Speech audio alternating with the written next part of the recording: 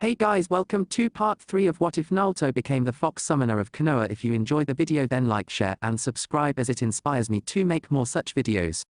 So let's get started. Chapter 5. Sasuke unrolled the scroll and blinked. I see. What is it? Wordlessly, he passed it over to Naruto. Oh. I see. Well, we'll help you get there. I know you don't want us interfering in the fight itself, but you know we'd do it in a heartbeat if you did right. Yes. And. Thanks. Sasuke closed his eyes for a moment, then stood up. I have some equipment to gather. Oh, what is it? I am an adult by the laws of the Uchiha clan, because I can perform fire ninjutsu, but I am not a ninja by their laws. This is my last chance, my only chance to rectify that. Uchiha ninja, true ninja. Bear the Sharingan. They are skilled in its use in ninjutsu, genbutsu, taijutsu, and the common Uchiha tactic of knocking down the shuriken an opponent uses with their own. And you're all those things. Yes. Which is why I must prove it to another ninja of the clan, and be officially recognized. Naruto was silent for a moment. I think I know what you mean. It's important to do things properly. Then he clapped his hands together. Still no time like the present to get started, is there? And we'll need to be ready as well, because Itachi has Kisame as a partner and we'll need to keep him busy. Do you think he'd react well to a wind-fire Rasengan? Or to a fire-boosted Rasen Shuriken? I neither know nor particularly care. Excuse me. Sasuke walked to the edge of the training ground and blurred into sunshine.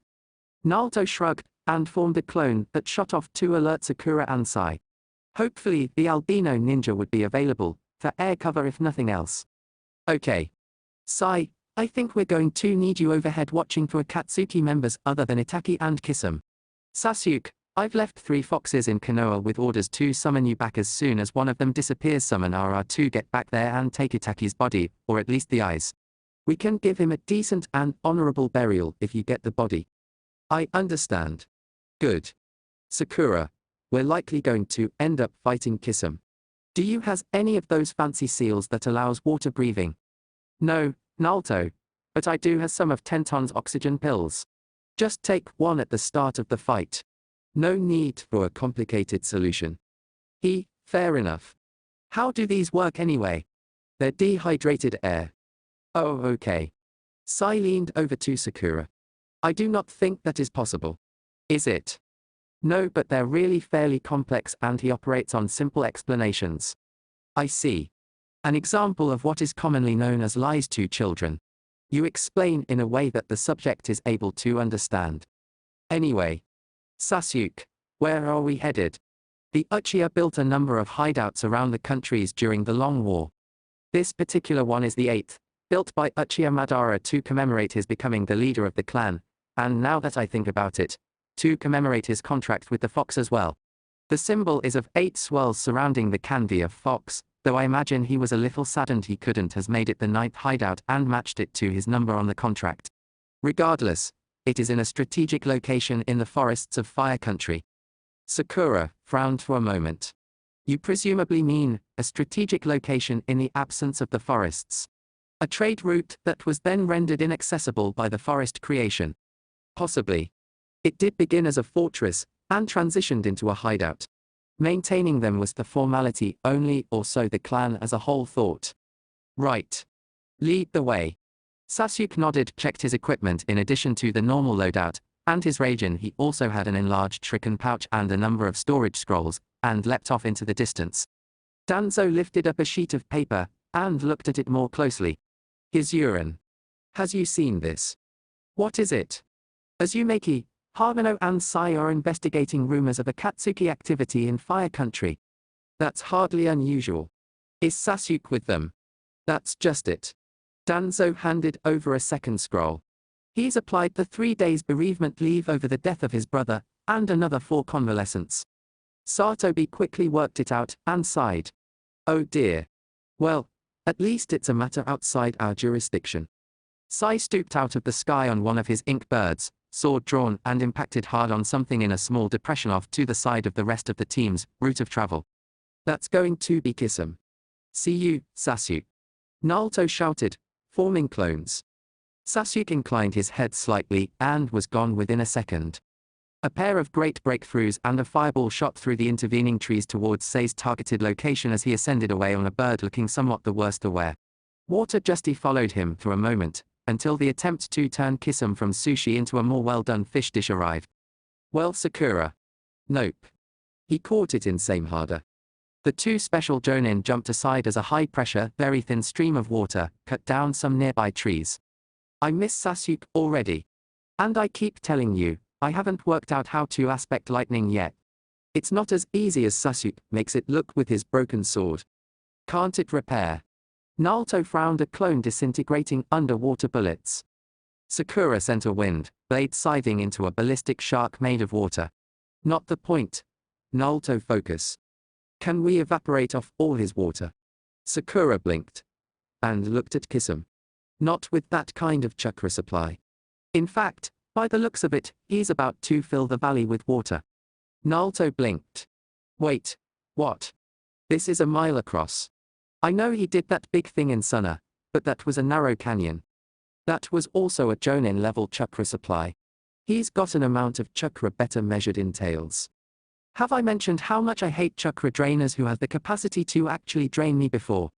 The two of them jumped over a tidal wave as Kisame released about 1,000,000 tons of water.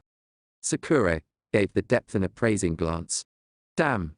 I can't summon on this kind of terrain, my otters would be torn to shreds by his sharks. Any thoughts? Naruto snapped his fingers, and his eyes turned yellow. Raisin shuriken. Unlikely to work, not with a sword that capable at absorbing chakra. Any chakra-laced wind would lose its cutting power, and he might even be able to force detonate it. Sakura then looked around. And why hasn't he killed us yet? Few clones. 2. 1. And he just pegged the last one. Take cover. A massive burst of water shot through the space they used to occupy. Run forward. Don't stop. Stop. Left 3 paces, throw kunai at ceiling. Dove right replace with block 20 meters, further down the corridor. Sasuke's Sharingan shone in the darkness of the Uchiha hideout as he traversed the complex series of traps.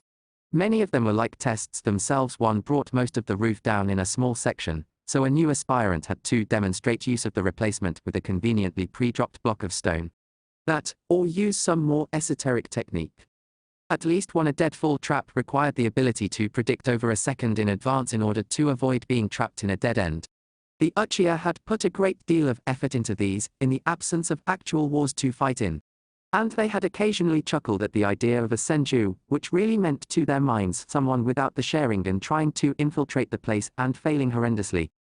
Sasuke privately thought they hadn't really thought through the implications of the Hraishin, but that was neither here nor there. At length, though to an observer not in the time-distorting grip of the Sharingan, it would probably have been in a very short space of time given the circumstances, he emerged into the central chamber of the hideout. A large chamber, with a throne at one end, in which Itachi was sitting. Brother, he said courteously. Sasuke.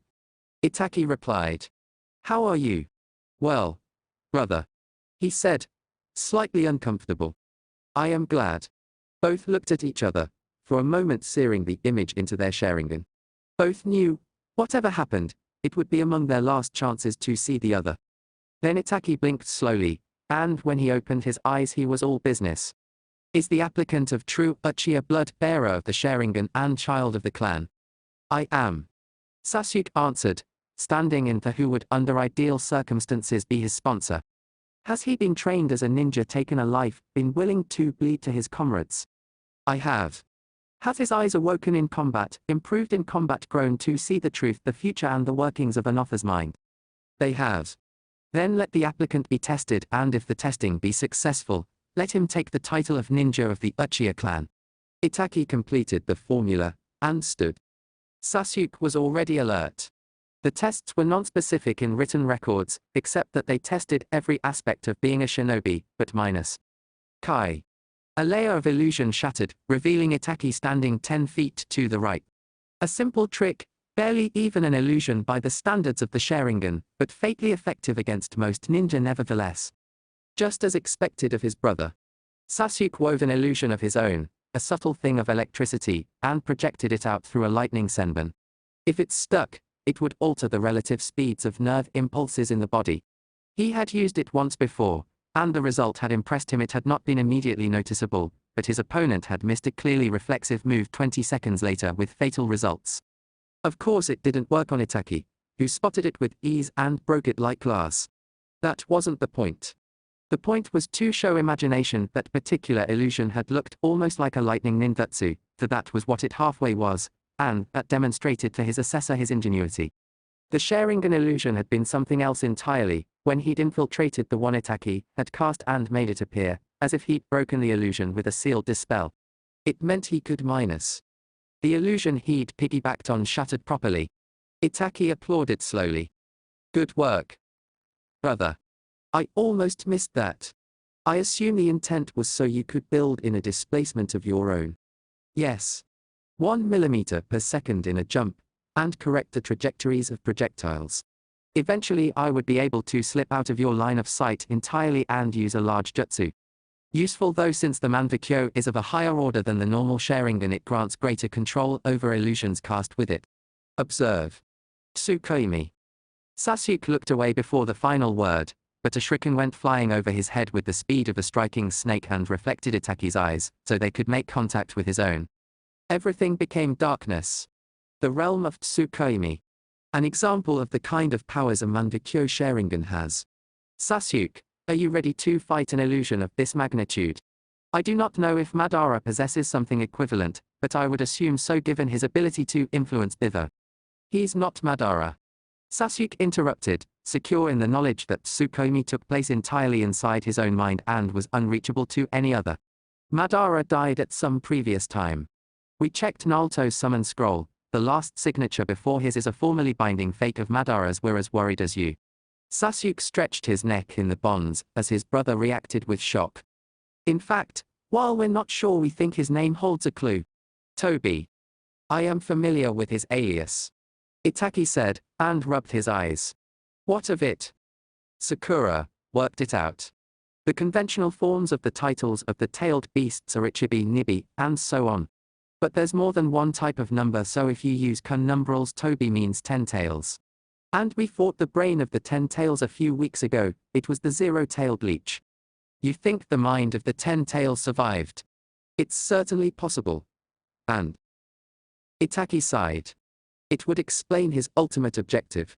All this time, I has wondered why he wanted to unite the beasts, since the 10 tails returning would essentially be the apocalypse.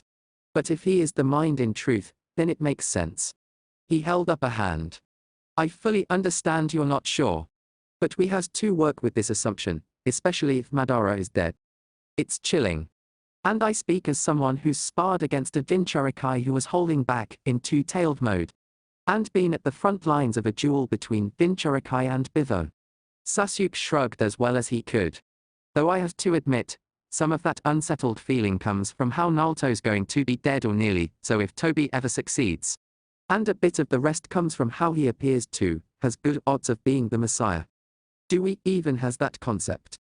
Itaki asked. Curious. I recognize it. But I thought it was foreign. I think Navi has some of the right properties. Sasuke mused. But anyway, Tsukuyomi. The ultimate illusion. Invades my mind. Got it covered. Lightning danced around his hand for a second, then the world shattered. A split second after Itaki had initiated the Tsukuyomi, both brothers collapsed spasming. Itaki stood first, but retched, giving Sasuke a chance to clamber unsteadily to his own feet. What on earth did you just do, Sasuke? He coughed out. I induced an epileptic fit in myself. Sasuke replied, blinking rapidly to try and recover. That, foolish brother, is probably the most idiotic thing you has ever done. Worked, didn't it? You were inside my brain, so when it went wrong, it got you as well. Risky and foolhardy, and unaccountably effective. This is what happens when you live in an unsightly manner. No, if you live in an unsightly manner I arrest you. Sasuke fired back. Military police and all that. And your commander, Hatek, is still out on the streets. I don't equal his rank yet. Itaki inclined his head slightly. Boys recovered then through a barrage of shuriken. Sasuke replied with his own. This was a set piece, and an Uchiha trick that was useful with surprising regularity. Especially when the teammates of the Uchiha could sneak around the side of the big flashy jewel. Sasuke gave ground half a dozen shuriken of his flying straight at Itachi instead of at the oncoming weapons, and Itachi had to cut off his own barrage to deal with them, which gave Sasuke a chance to throw another few along that path. Itachi forked his own attack sequence, and Sasuke copied him, and within a minute there were sparking shuriken collisions along the entire 30-meter stretch of room separating the two. Both finally ran out of shuriken, and Itachi bowed briefly to Sasuke. Effective trick. But what else would you have done? Kidari shuriken. I've got a few shuriken that I electroplated with chakra reactive metal in reserve, and if I infused them as lightly as possible they may have passed unnoticed. Jade destroy many of your shuriken for a few of my own, granting me an edge in ammunition. A useful piece of equipment. Pass. The two brothers stared at one another for a few seconds more, then leapt. Fights between Sharingan wielders were strange things, affairs of probability rather than certainty. When the battle was one of illusion, the duelists could appear motionless and unable to perceive the world around them, almost as if not fighting at all, however desperate their struggle. When the battle was an affair of ninjutsu, spectacular hard-to-control unstable moves that relied heavily on chakra control were mixed with absurdly simple little attacks that had been refined to the point they were performed with fewer seals than normal, denying the Sharingan the chance to copy.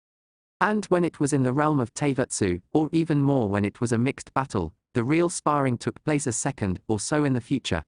Both combatants narrowing the field of possible next seconds of the battle to their best choice given their opponents. The battle may have appeared fairly ordinary for high-paced ninja combat to an observer, though there was an unnatural fluidity in the motions of the Uchiha, a sense of no energy wasted, no muscle overextended or underextended even at the phenomenal speeds of ninja battle. But if the observer had their own Sharingan, they would see a mental battle of wits to dwarf the actualized maneuvers. Sasuke's mind considered using a phoenix web with a quartet of wire-guided kunai, then saw Itachi's plans shifting to take that into account and use it against him, causing him to abandon doing that and switch to a lightning illusion to induce flash blindness. Itachi responded to that. Sasuke changed his plans again. The Sharingan saw around a second into the future, and slowed things down to its wielder by a factor of about 4. Coupling that with the incredibly fast reactions of a ninja, the result was that Sasuke and Itachi had iterated their attack sequences between 20 or 30 times by the time they were finally put into place. And this was occurring at every tiny moment in the battle. There was a good reason fights between Sharingan wielders were so rare back when the clan was still in one piece. It tended to create one hell of a migraine once the battle was over. Itachi finally dissolved into crows when one of Sasuke's knife hand blows hit home and reappeared over by the throne. Impressive. But an Uchiha must be the fan to the flames. He must know fire. Both brothers inhaled, flipping through seals as they executed their favorite high-power fire techniques. They reached the tiger seal at the same time, and a grand fireball rammed into a fire dragon.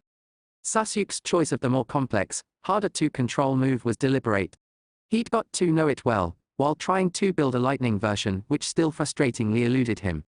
The two attacks impacted with a great crash, instantly driving up the heat in the room substantially. Sasuke kept the body of the dragon going with more fire chakra, encouraging the dragon's jaws to expand and swallow the fireball Itachi had produced. Any moment now. The fire reached too close to Itachi for him to tolerate. Sasuke. This is what it is to master fire. Amaterasu. The black flames produced so much heat it was like stepping from a winter's night into hot springs. Sasuke felt sweat pop instantly and it began burning away at his fire. But the heat level did not continue to increase like it would with ordinary flame. Sasuke dropped his fire dragon and held up his left arm, the palm of which began to glow a bright yellow. In the moment he had as his fire technique unraveled, he studied Amaterasu carefully. Interesting. It was extremely hot, but it only spread by direct contact, presumably for reasons of ease of use. If it were truly as hot as the sun's fire, the entire room would have been turning to vapor. No, it was doing something else. Something entirely stranger. It was burning itself up, like some kind of snake eating its own tail. And it was also consuming what it was on. No, it was deeper still. It was somehow more real than normal fire. In short, it was on a slightly higher plane. Like the black chakra that fueled it.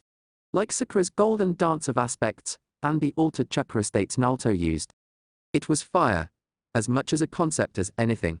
Then the seal on his palm triggered, sucking the entire conflagration into it and containing it successfully. Itaki watched impassively. A fire containment seal. Yes. I theorized that if Amaterasu was a more pure concept of fire, it would be affected by seals in a similar or even greater way. That said, I has a use for this. Sasuke pointed his palm at the ceiling. Kai. Amaterasu raved again, and the roof exploded outwards. Log thrown accurately. Sakura blinked. That one had been a little strange, even to Naruto. Tell me, do you think that you might perhaps be running out of ideas? What gave you the clue? He asked as a ballistic shark flew at them. He lobbed a wind-raising gun at it, and what actually reached them was finally divided piscine predator. An ink griffin leapt out of the sky in a cross between a pounce and a stoop, falling apart into nothing as same harder intersected it. Sakura glanced around frantically, only to spot the enormous column of black fire. And that all the evaporation from Kisam's artificial lake was really getting a head start on the storm cloud Sasuke would need. Okay, as we tried me making 100 clones, jumping at him, replacing with boulders and then repeating that. Well, no, go ahead. Lightning chirped around Sasuke's hand. I has always been more at home with the storm than the fire, brother. I am the Thunder Orc in the bingo books. Observe. This is what I used for your Amaterasu. The lightning danced up to the clouds. It is Kirin. As the blast hammered down, Sasuke drew the Raijin and charged. That wouldn't has finished him off. Not Itaki. Not his older brother. And indeed, when he could see through the dust, it revealed Itaki in armor of materialized chakra, made in semblance of the storm god. Suzani, last of my 3 Manvikyo powers and the most potent. Itaki was sweating now, with the effort, and Suzani had a damaged helmet. I must congratulate you. Without this absolute defense, I would be dead. Sasuke brought the Raijin in as he ran, and rammed it against the interposed Yata mirror. I am sorry, Sasuke, but the Yata is inviolate. It is the conceptual form of a mirror, that reflects attacks with no loss. The electric blade sizzled on the surface of the mirror, then Sasuke spun it around 2 blocks as Itaki brought the Seikanathai into play. The Seik forming one legend evaporated on the lightning of another, but neither made any headway. Their powers were evenly matched. There is no such thing as an absolute defense, brother. Sasuke said quietly. A wall crumbles. A shield rusts. And a concept can disappear. Still the child. Even now. But more importantly, a mirror reflects. But an object that is stronger than the mirror will break it, not bounce off. Sasuke jumped backwards, and raised the Raijin for a moment. With a sound like all the cloth in the universe tearing at once, the entire storm cell discharged into it in a single strike.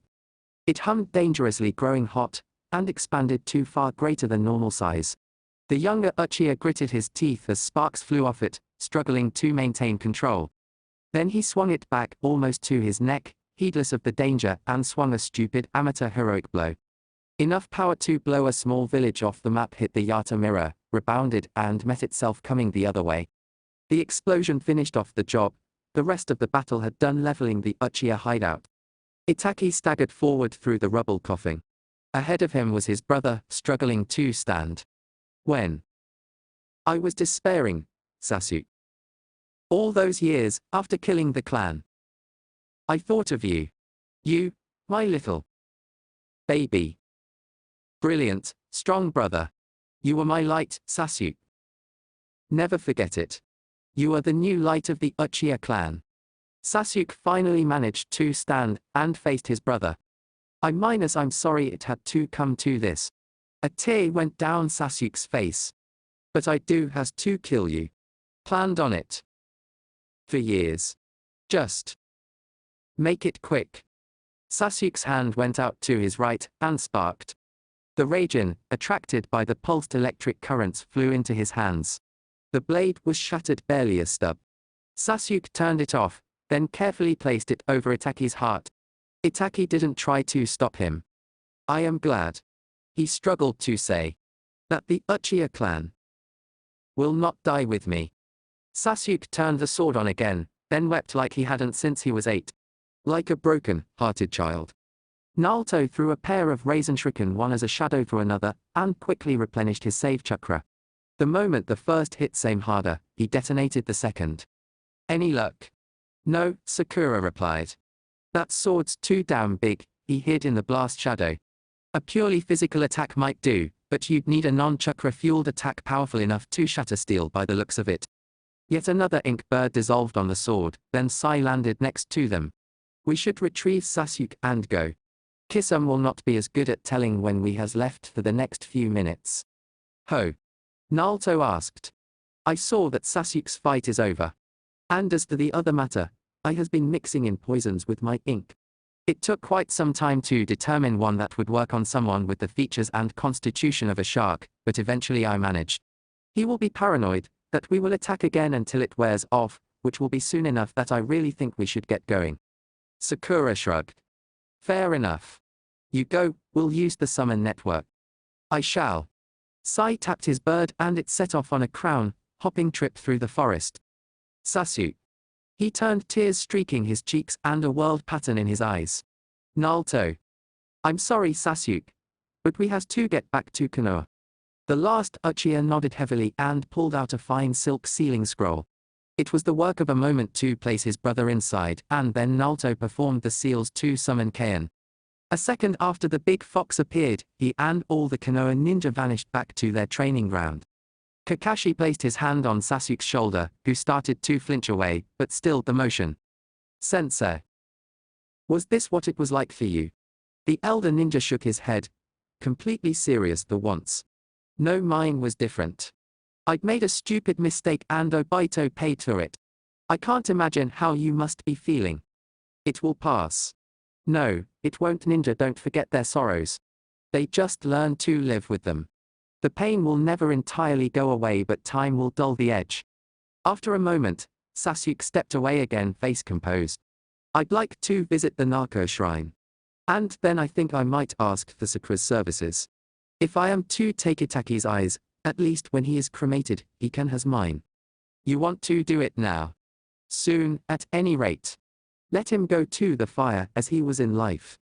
Sasuke's voice caught slightly. And this will prevent anyone trying to make use of the body.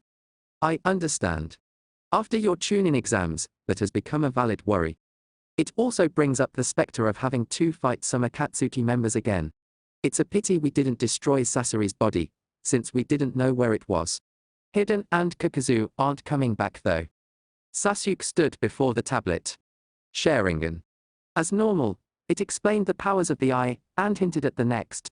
With an effort of will, he concentrated on the moment he had killed Itachi.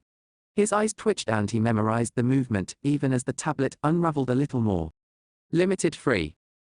Oh. This is the bit about attaining the eternal. Not relevant. Here we go. He looked closer. There were 3 passages of dozens that could be read. The ultimate warrior is he of the name Tadakatsu, right-eyed, who emerges from 100 battlefields uninjured. Interesting. Let Masamune, the left-eyed dragon of lightning, wield his blades with 6 thoughts of one mind. Lightning. Amaterasu was fire. This could be very useful. Mitsunari strikes with the speed of his thought with 2 eyes clear to see. That one was more cryptic than the other 2. Unless perhaps Uchiha Sharingan enhanced the speeds of their minds, but not their bodies. If this turned out to increase the speed of his body by that same factor, he was going to win a lot of fights. Then he winced. As soon as he got used to having much less planning time for each movement, of course. Are you okay? Sakura asked, running a final pass of healing chakra over Sasuke's face. Yes. The pain has gone. Even the slight sting of my mandikyo has faded, and it appears that transferring Itachi's eyes to my own has healed their damage. That's good to know. Sakura shuddered at the memory of Itachi's eyes. When their Sharingan had deactivated in death, they had been so clouded she hadn't been able to believe it. She remembered now what Sasuke had said. That's my brother. Nobody else could fight that well while hardly able to even see. Shaking it off, she helped him up. Are you going to return to the tablet to see what else it says? In a while. For now, I think I will simply meditate. Contemplate Itachi's life. She nodded wordlessly and left the room, one of the downstairs rooms in Sasuke's house in the Uchiha district. And so, the third Hokage concluded, ended the life of Uchiha Itachi. A man who was reviled as a traitor for almost half his life and among the most tragic and loyal shinobi I has ever had the privilege and pain of watching as he grew. And now at a request from the last member of his clan, to which I have chosen to accede, he will be treated not as the missing ninja he counterfeited, but as the loyal shinobi he always was. The crowd was silent. Itachi's funeral was a public event to get the message out about the true cause of the Uchiha massacre and, more importantly, in a way restrict Obi's maneuvering room. If everyone knew he was a murderous, duplicitous individual, his ability to convince others would be limited. The life of a ninja is often filled with pain and loss. But it is a strong man indeed who can face that pain, and still do good. The Hokage bowed his head for a moment, then looked back up again. That concludes what I have to say. Thank you all for listening. Naruto entered the training ground to see Sasuke with a kunai poised over his hand. Don't, Sasuke. You've got so much to look forward to. The Uchiha gave Naruto a deadpan look, one of his eyes lit. I'm not about to commit suicide, Ninwit.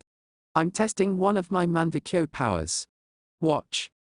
He brought the kunai down with a whipcord motion, and it bounced off his hand. That's actually kind of cool. Naruto said. Looking closely at the skin, it wasn't even marked. What power is that? Tadakatsu. I think it confers invulnerability. Cool.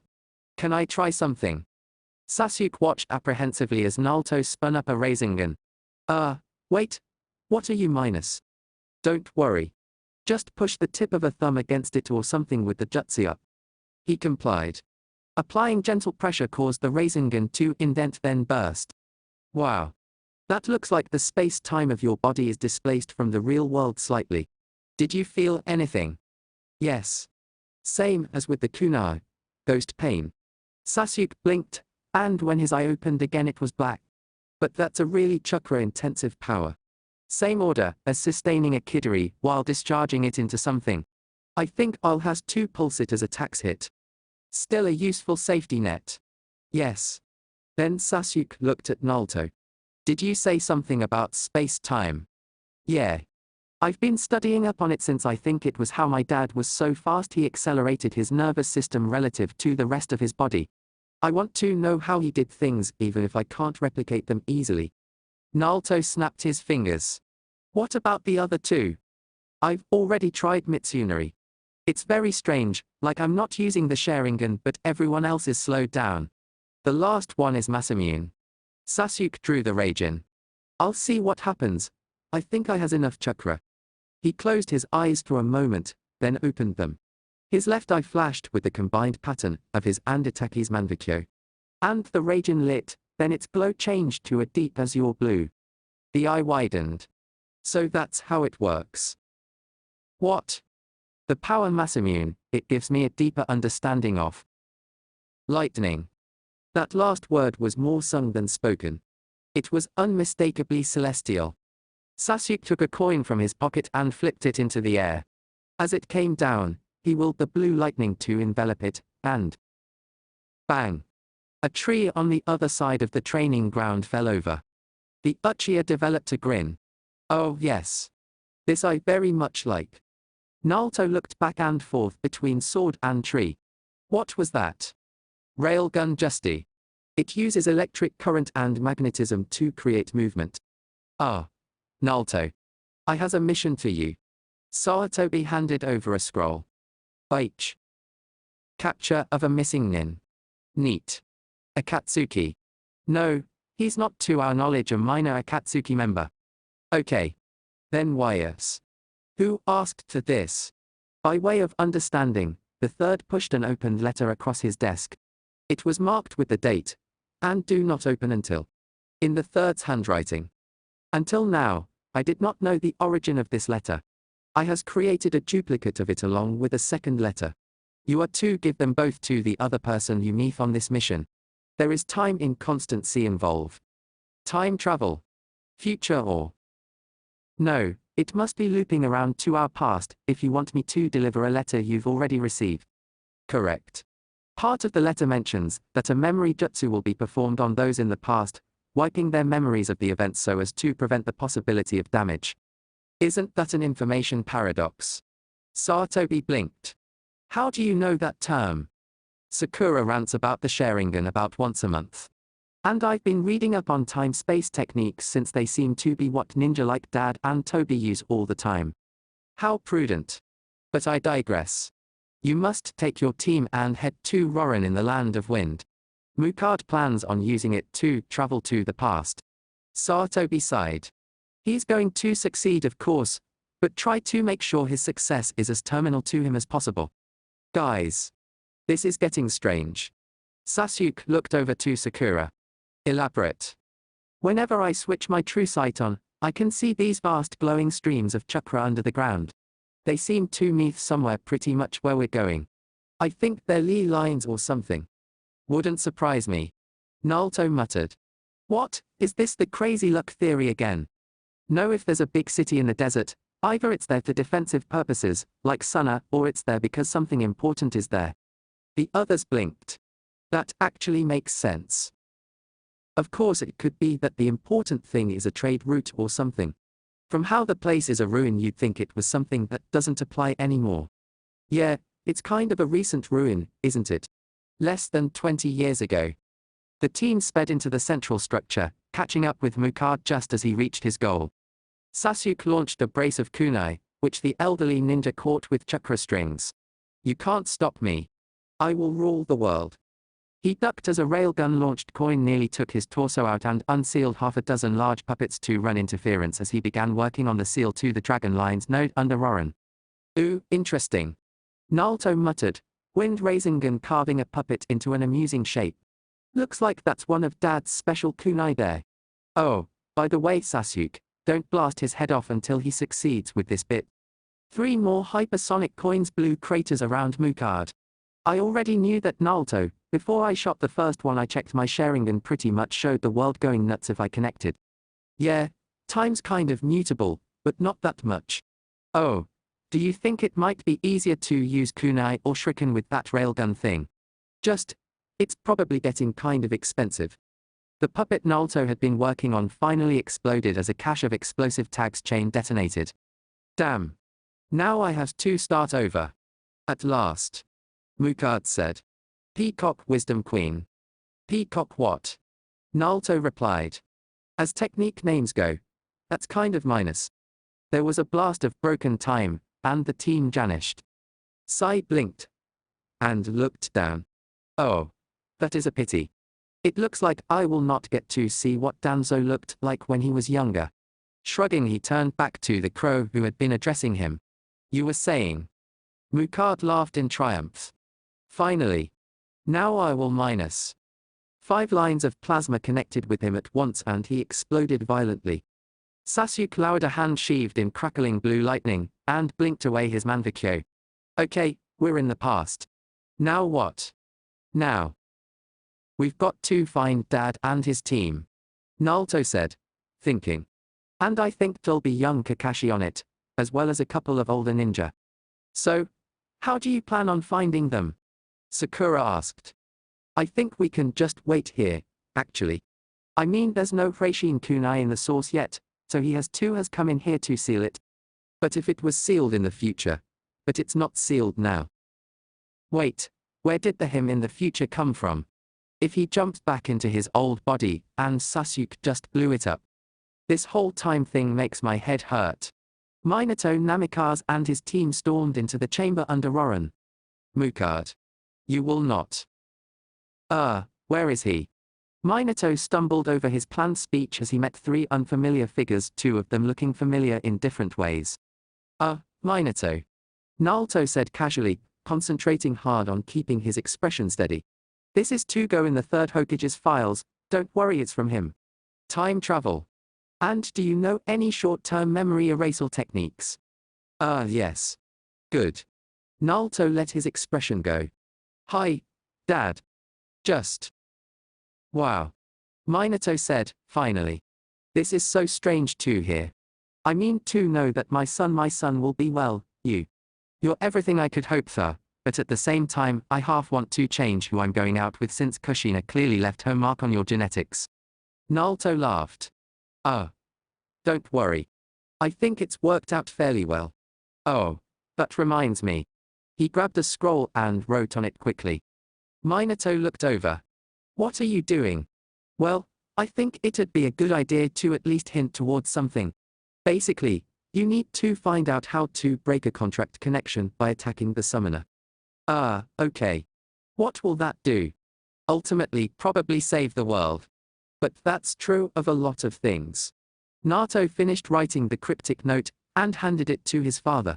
Then he looked behind him. Okay, Sakura wants to talk to you apparently. Thanks, Naruto. Sakura said happily. So how did you find out your true name? Minato blinked. You know about that. Sakura replied by holding up the Hreishin kunai Naruto had given her months before. I deciphered the seals on this with my celestial heritive. It only works for those with a true name of Arashi, the syllables hung in the air like music, but I think that if you found a number of people who each had part of that true name in their conceptual structure, they might be able to do it collaboratively. I hadn't thought of that, actually. Minato said. But it sounds like a good idea to look into. Why do you ask? I'm developing my soul aria, you see, and it's all in celestial. I'm wondering if you did it the same way. No, sorry. Minato shrugged. Just lots and lots of seal work, until I unraveled the nature of my own being and found the root seal of the entire meta-array. For a moment, Sakura just gaped. That's the most incredibly hard thing I've ever heard of. Are you sure you don't speak celestial? Because it's starting to sound like it. Nope. Minato confirmed. I'm just that interested in sealing. You're telling me you achieved nirvana in your teenage years with a brush and paper? She shook her head. That's just astonishing. No wonder you're the fourth. I'm what? Oops, spoilers. Sakura muttered. Forget that bit. So you're an Uchiha? Kakashi asked, neutrally. I am. Sasuke replied. And there's a special power the Sharingan has if you say the word Kamui. Try it. Kakashi did so and promptly collapsed. Hey, Sasuke. That was kind of cruel. Naruto said. It's the last time I'll ever get him with it. And he won't remember, anyway. Minato stabbed one of his special kunai into the dragon line node. Right, I make it about 30 seconds before the time distortion fades. And I think space-time should more or less heal up around this now. I've set a timed seal on the dragon lines, so they'll pull you back in time to attack the idiot at the appropriate time and an illusion seal for the fake Mukard. The three future ninja nodded, then vanished. Minato promptly fired off a short-term amnesia jutsu. What happened to Mukard? Choza asked, frowning. I believe that the evidence suggests that our target attempted to utilize the dragon lines, and exploded. Shibi droned. Well, that was fun. Naruto commented. Nice too, has a chat with Dad again. Sai flew down to meet them. I see you are back. I am glad to report that I now has a summoning contract, and as such am not the odd one out. Not for that reason. Anyway. Sakura muttered. Who do you have then? A large crow alighted next to him and spun a small metal tube about 1 foot. The red bell has tolled. The Seika are ready. You're my brother's old summons, aren't you? Sasuke asked, recognizing them. That we are. They see themselves as one, individually and collectively. Sai mentioned. Since this is not out of accordance with my personal philosophy, the correlation is clear. Oh. Good to see you're back. Satobi said. Anything break the timeline? Turns out that the Mukard that we were sent after was an illusion to give us a reason to go back in the first place. Apart from that, everything's more or less in one piece. Time travel is one of the mysteries of the universe, it seems. Though your father was certainly starting to unravel it. Naruto shrugged. It doesn't have to make sense, we're ninja. We walk on water. Because it's easier than learning to swim. Indeed, indeed. Well, it would seem nothing urgent presents itself for now. Danzo made a frantic gesture, and tossed a report over to the Hokage. Behind him, a ninja left through the window. And it seems I was mistaken. There's a mission for you in Water Country, near the last sighting of the Six Tails container. Try and check in on him if you have the chance. Got it. Worst evil plan ever. Naruto muttered. He did nearly manage to make an explosion, the size of an entire village, Sakura pointed out. And a nature chakra converter is nothing to sneeze at. No, it's not that. He had to be at the center of the explosion to use the technique. I mean what? It is a good thing that a Takata was there. Sai commented lightly. I cannot imagine things going so smoothly without his unique and highly useful bubble jutsu. Or the gigantic slug in his gut. Naruto muttered. Shapeshifting is cool and all, but a whole unique element. That'd be nice as well. Oh. Quit bellyaching, Naruto. Sakura poked him. You've got about 8 times as much chakra on call as him. Fair point. Sasuke had been gradually frowning, staring into the distance. Sai, Naruto Sakura. Who in Konoha has a summon of a gigantic bird with the Rinnegan? HH. I don't know. Is the punchline Katsuya? Sakura's head whipped across to look at Naruto. Pardon. Well, Tsunade is kind of big in more than one way, big name, that sort of thing. And she's a Senju, which is part of the bloodline associated with the Rinnegan. So since Katsuya can minus. An explosion reached their ears. Sasuke's hand sparked, and the Raijin appeared in it. Konoha is under attack. Yeah, that does make more sense. We shouldn't have spent that week on the way back practicing massive impact techniques. Naruto mused, hands making seals to summon Ichimaru. Hi. Mind taking a look around Konoha to get some intel? The silvery fox's form blurred for a moment. Done. Several attackers, one of them summoning all kinds of crazy monsters. They're trying to find out where you are. Sai smiled blandly. That is most impressive. You were not gone for nearly long enough to overhear conversations, so you must have inferred this all from the still images. Now, I bounced around and picked up the outgoing wave fronts of a few conversations. Pretty easy trick. Yeah, for someone who sees the sound barrier as something to dot on the way past it. Sakura muttered. Anything else? They've all got unusual hair. Well, Ichimaru shrugged, a strange thing to see on a quadruped.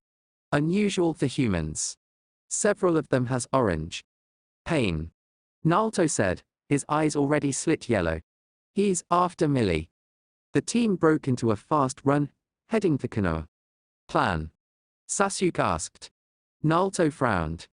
First thing is, I'll get some clones up and evacuate the village. Pain is high S rank, Kakashi and the Sannin are the only ones with the firepower to match him apart from us and to us. It's only because we've been preparing specifically for the Akatsuki for months. The old man's good enough, but he's not nearly tough enough. Evacuate the village, the fighting room then. Sai said lightly. I am less skilled than the rest of you. I will break off, launch harassment attacks, and contact Lord Danzo. I understand he has a most peculiar summon. Anything that might help. Naruto nodded. Sakura. See if you can work out how he's doing everything. Sasuke launched a shuriken railgun burst at a giant centipede that had reared too high, and as it dispersed, Naruto multiplied himself into thousands and sent them to evacuate Konoha. Sakura's eyes darted from place to place. There was something strange going on. She launched off a bolt of wind, boosted flame at a set of origami constructs as they approached and frowned. Kanon right. Indeed. Strips of paper flew together to create the Kunoichi's face. I am impressed. Not many would recognize my unique ninjutsu. Which is a clone made of paper transformed and cloned again. A swarm transformation. I didn't know those were possible for mortals. The sheer information overload. Sakura then grinned. Bet it helps your complexion, though. Though I see your skin is a bit papery. Enough. Kanon said blandly. You are not our objective. Leave and survive. No chance. Sakura replied, creating a flame-raising gun. A storage scroll in paper flew at her, releasing a torrent of water. With a thought, she switched aspects and drew the water into a big ball water-raising gun, which obliterated much of Kanon's nearby paper. Another face formed further away. How did you do that? Your element went from fire to water. That is not possible. I am the legacy of the gods. Insight is my way. And mystery is my path. I have seen and understood all things. Been both fire and water. Leapt from earth to air. Danced at Sakura frowned, and her voice lost its strange quality as she switched out of Celestial. Damn, nearly got it there. Anyway, Naruto is one of my friends, so you can just go and crumple. Kanon began to speak again, but fire enveloped her proxy head and destroyed it. Sakura wrapped herself in a wind-fire shroud and began hunting for more of the S-class missing ninja's paper. Sasuke crashed into a building hard enough to go right through it. Yahiko's body turned away, and a shower of Kidari shuriken went right through him, puncturing holes and cutting through some of the bones. Sasuke climbed back out of the rubble, wincing as his Mangekyou shifted back to the regular Sharingan again. Pulsing Tadakatsu had kept him alive, but it had been pretty brutal on his chakra supply. A Naruto appeared next to him. Village inside the walls is clear. Boss is using the big fox summons to wear down Pain's ones. Understood. Sasuke replied, and dodged a fire technique from the pain he had been facing. With a frown he triggered his Mangekyou again. Amaterasu. The fire rolled off a short-range shield. Deva Path Pain flickered out of the way and launched a wide area water technique, then vanished in another flicker. Damn. A screech filled the air, and one of the gigantic summons, a hippo by the looks of it, went flying into the air, exploding and also on fire. Sasuke exchanged a glance with the Naruto. Raisin shuriken. Yeah, and some Chunin tossed in a fire technique as the attack hit. Nice one, whoever it was. Kiba whooped. Yes. I actually did something. Akamaru rolled his eyes and barked. Look, the boss is about to go save again, so I'm about to disappear to let him hold a recharge. The clone said. Understood. Sasuke spun the Raijin, then made a decision and summoned Hayabusa. I'm going to do top cover with Sai. Both of them glanced up as the murder of crows overhead, occasionally mobbing and destroying paper clones. Naruto's clone nodded. If you get a railgun shot, just do it. No messing around with this guy. And keep track of everything, you're the best person to that. I don't want to be surprised if a third Akatsuki member is here. The clone finally vanished, and 2 seconds later a massive explosion sounded from near the center of Konoha. Sasuke winced. Ouch. Hopefully he won't have to pay the repair bills. Naruto pulsed a big ball Rasengan in one hand to tear the projectiles from the Asura path apart, and 2 of his clones tossed in a Raisin shuriken to try and kill the close assault specialist path. Another jumped in the way and absorbed the attack, and then did the same to a pair of wind Rasengan. Damn, that's annoying. A chakra drainer with enough capacity to keep up with me. Why do I always run into them? He muttered, ducking below a credible dynamic entry from the human path. The air pulsed, and suddenly gravity multiplied 100-fold.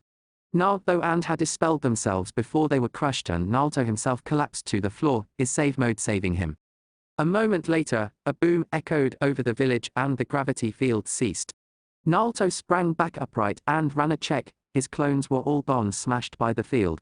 That did mean he was back at full save, but it was also a bit of a problem if Pain could do that at will. A flaming ball of chakra 4 feet across destroyed one of the paths, and all the summons vanished. Thanks, Sakura. She didn't reply.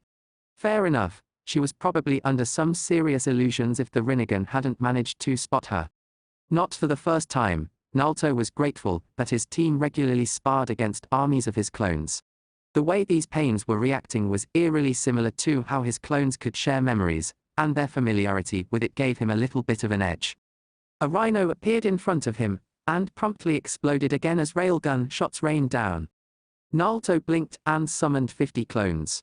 One of them headed off to find Sakura and ask her what the hell was up with that. The remaining 49 and him began causing yet more devastation, using the theory that the paths had to be hiding somewhere. Resurrection. You're kidding. Sakura said, eyes moving fast as she picked apart a web of genbutsu. Sasuke could just ignore it, and Naruto was operating off save chakra at the moment, but she could see what there was and what it had been built to cover. Speaking of. She threw 3 flash-tagged kunai into the air, and the path at the center of the triangle thus formed took a Kirin to the head. By the looks of it, that was the one throwing the gravity attacks. With his incapacitation, the illusion net stopped moving as dynamically as it had before, and Sai showed his appreciation with an ink dragon that censored the seals on some of Kanon's paper. Sakura melted away again, pausing only to scan the area once more with true sight. Oh. That was it. Naruto's hand sprouted wind blades and a summon fell apart. His save mode began to run out of time, and he mentally shrugged before pulling on 7 tails of chakra. Pain watched dispassionately as Naruto's chakra cloak formed. Foolish of you. Akatsuki is experienced in defeating Jinchurikai. With a grinding roar, tails burst from the ground and wrapped around the human path. Hefting him through a fraction of a second, they threw him high into the air. Naruto grinned behind the red-orange yukai. 7 tail clones were awesome. Huh. Sasuke said to himself, examining the flying path through his Sharingan. What trick does this one has? I do not believe it has one. Sai said placidly, flying alongside. This one was standing at the back of the line when the powers were handed out. Shall we kill it anyway? I wish to take the honor. Sai gestured and a pair of crows flew to match trajectories with the path. A second later they dispersed, and the human path violently exploded. It would seem that the second rule of the crow summons is to make things blow up. Sai mused. Naruto's clones wove a web of tails around him, lashing into and blocking attacks. One of them was caught by the Naraka path and lost a tail before it got free, and Naruto checked his chakra levels again. He was burning through it fast. Railgun fire smashed the Naraka path for the 3rd time. At least that one was vulnerable to physical attacks. Then all the paths Naruto could see seized up and fell over. Hey, Sasuke. Was that you? He shouted, still maintaining a chakra cloak. No, Sasuke called down. I think Sakura found something. Neat. That's the stupidest plan I've ever heard. And I'm on a team with Naruto. Sakura said flatly. It would bring an end to wars except the wars over the weapon itself. Nagato insisted from inside his sparking, dented control system. Sure, if everyone was perfectly rational. But if the weapon's use was too terrible to contemplate, then there'd be armies that attacked the bearer of the weapon because he'd never use it. And if he did, then that's another use of the weapon. Sakura snorted. Not to mention how you're all taking your orders from someone who is either undead, or an eldritch abomination based off the mind of the 10-tailed beast. Nagato blinked. Pardon. Madara Uchiha died at the Valley of the End.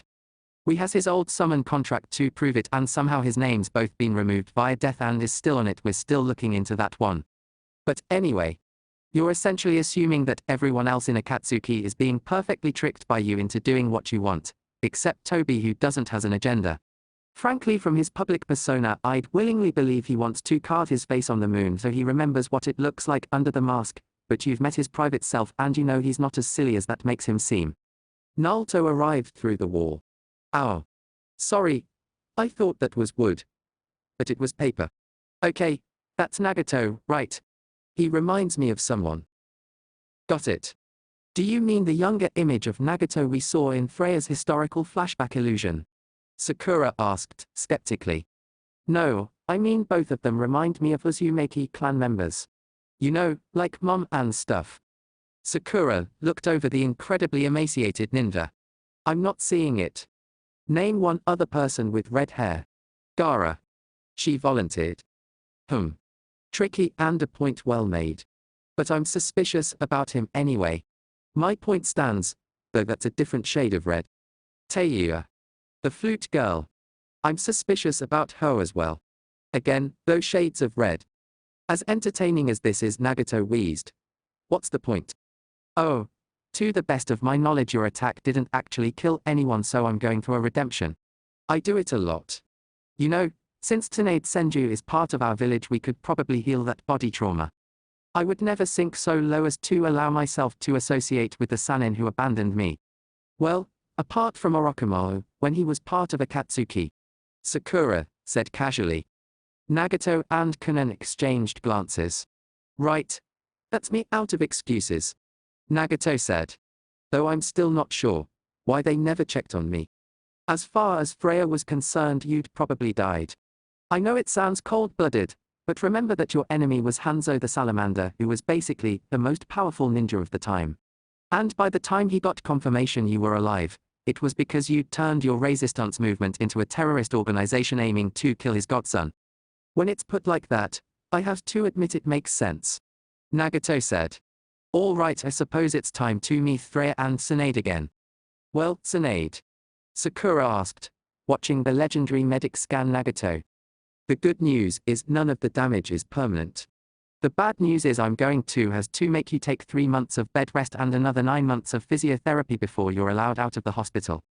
Nagato winced. Kanon raised a hand. Would an origami exoskeleton allow him to move around for short periods of time? Possibly. I'll need to test it first. Hey, Naruto. I need another expendable test dummy. What? Again? Naruto called back. I thought you did all the experiments last week. That was last week. There's a new one. Alright, hang on. Kanon and Nagato both blinked. Expendable test dummy. Naruto regenerates. He's grown back an arm before. Oh. Okay. Nagato looked lost. And I thought Akatsuki was a spectacular bund of misfits. Sakura shrugged. I'm kind of desensitized by now. Sai dropped something through the window. It looks like a get well card. Kanon picked it up and opened it slowly. Sorry for the war. That was a big mistake. Hope you're able to ninja again soon. Danzo. Nagato took the card and put it on his bedside table. On seeing the confused looks of the others, he shrugged painfully. At least he had the courtesy to apologize. Chapter 6. Troubling. Satobi muttered. That makes 8. He passed the report to Danzo. That is troubling. I wonder how they managed to defeat the 8 Tails container. In any case, one assumes that means we are next. Danzo raised an eyebrow. In fact, by the dates on this report, he was attacked at the same time as Konoha. We must assume that they will try again. Satobi tapped his chin. Akatsuki is now down to 4 members. Kisame, Tobi, Deidara and Zetsu. Yes. Danzo frowned. I worry, however, that they will find a replacement for Itaki. Orochimaru need no longer fear Itaki's eye, for example. True. The Hokage sighed heavily. I wish Mitarashi was of a higher rank. She's effing into A, but nowhere near the point. I could send her against her old mentor even with the advantage her summons give her. It would seem our best bet then, is the remarkable Team 7. Danzo looked sidelong at the crystal ball. Shall we check on them again? Oh. Why not? Satobi swept the cloth cover off and both elderly ninja began watching their favorite show. Monitoring a valuable asset. And, finally, test 32. Naruto shouted, holding a keening Raisenshuriken in the palm of his hand. Sasuke looked from side to side. Suddenly I feel a lot more apprehensive about this. Oh, you'll be fine. Naruto ran forward, spun his arm around and released the save-enhanced Raisenshuriken. Sasuke disappeared inside a threshing wall of wind chakra. Well? Sakura asked. Sasuke shrugged. The clone hasn't dispelled yet. It would seem that Tadakatsu really does render even a shadow clone invulnerable. Convenient. Naruto landed next to them. I think that's it for today. Anything I forgot? Can't think of anything. Sakura said. Sasuke. Sasuke was staring fixedly into the distance. Guys, incoming. Sakura and Naruto looked. I can't see anything. Neither can I, Sakura said, before frowning. Her hands wove a pair of seals, and the air rippled in front of her. There we go. Naruto looked over, interested. What's that? Wind technique. Yeah, it lenses light so I can see further. Sorry, I think it's beyond your control levels. Anyway, that's Deidara on a bird. Still a couple of miles out. Any sign of Tobi, Kisame or Zetsu? No, but there wouldn't be. Hey, Sai. The X-Root Nin materialized next to Sakura. Mind checking with the people maintaining the barrier jutsu. Tell them to be especially alert. I understand. Sai shot off a crowback. Where was he? Sasuke asked thrown. I didn't notice him. Naruto's familiar spirit thing minus.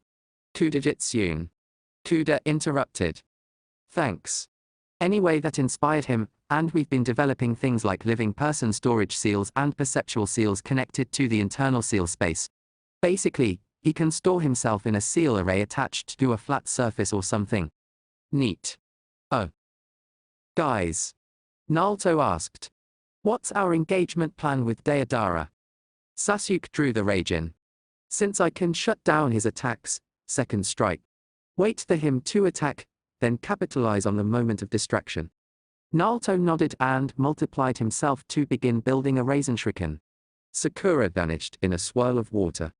After several seconds her voice came out of thin air. We're in range by now, surely.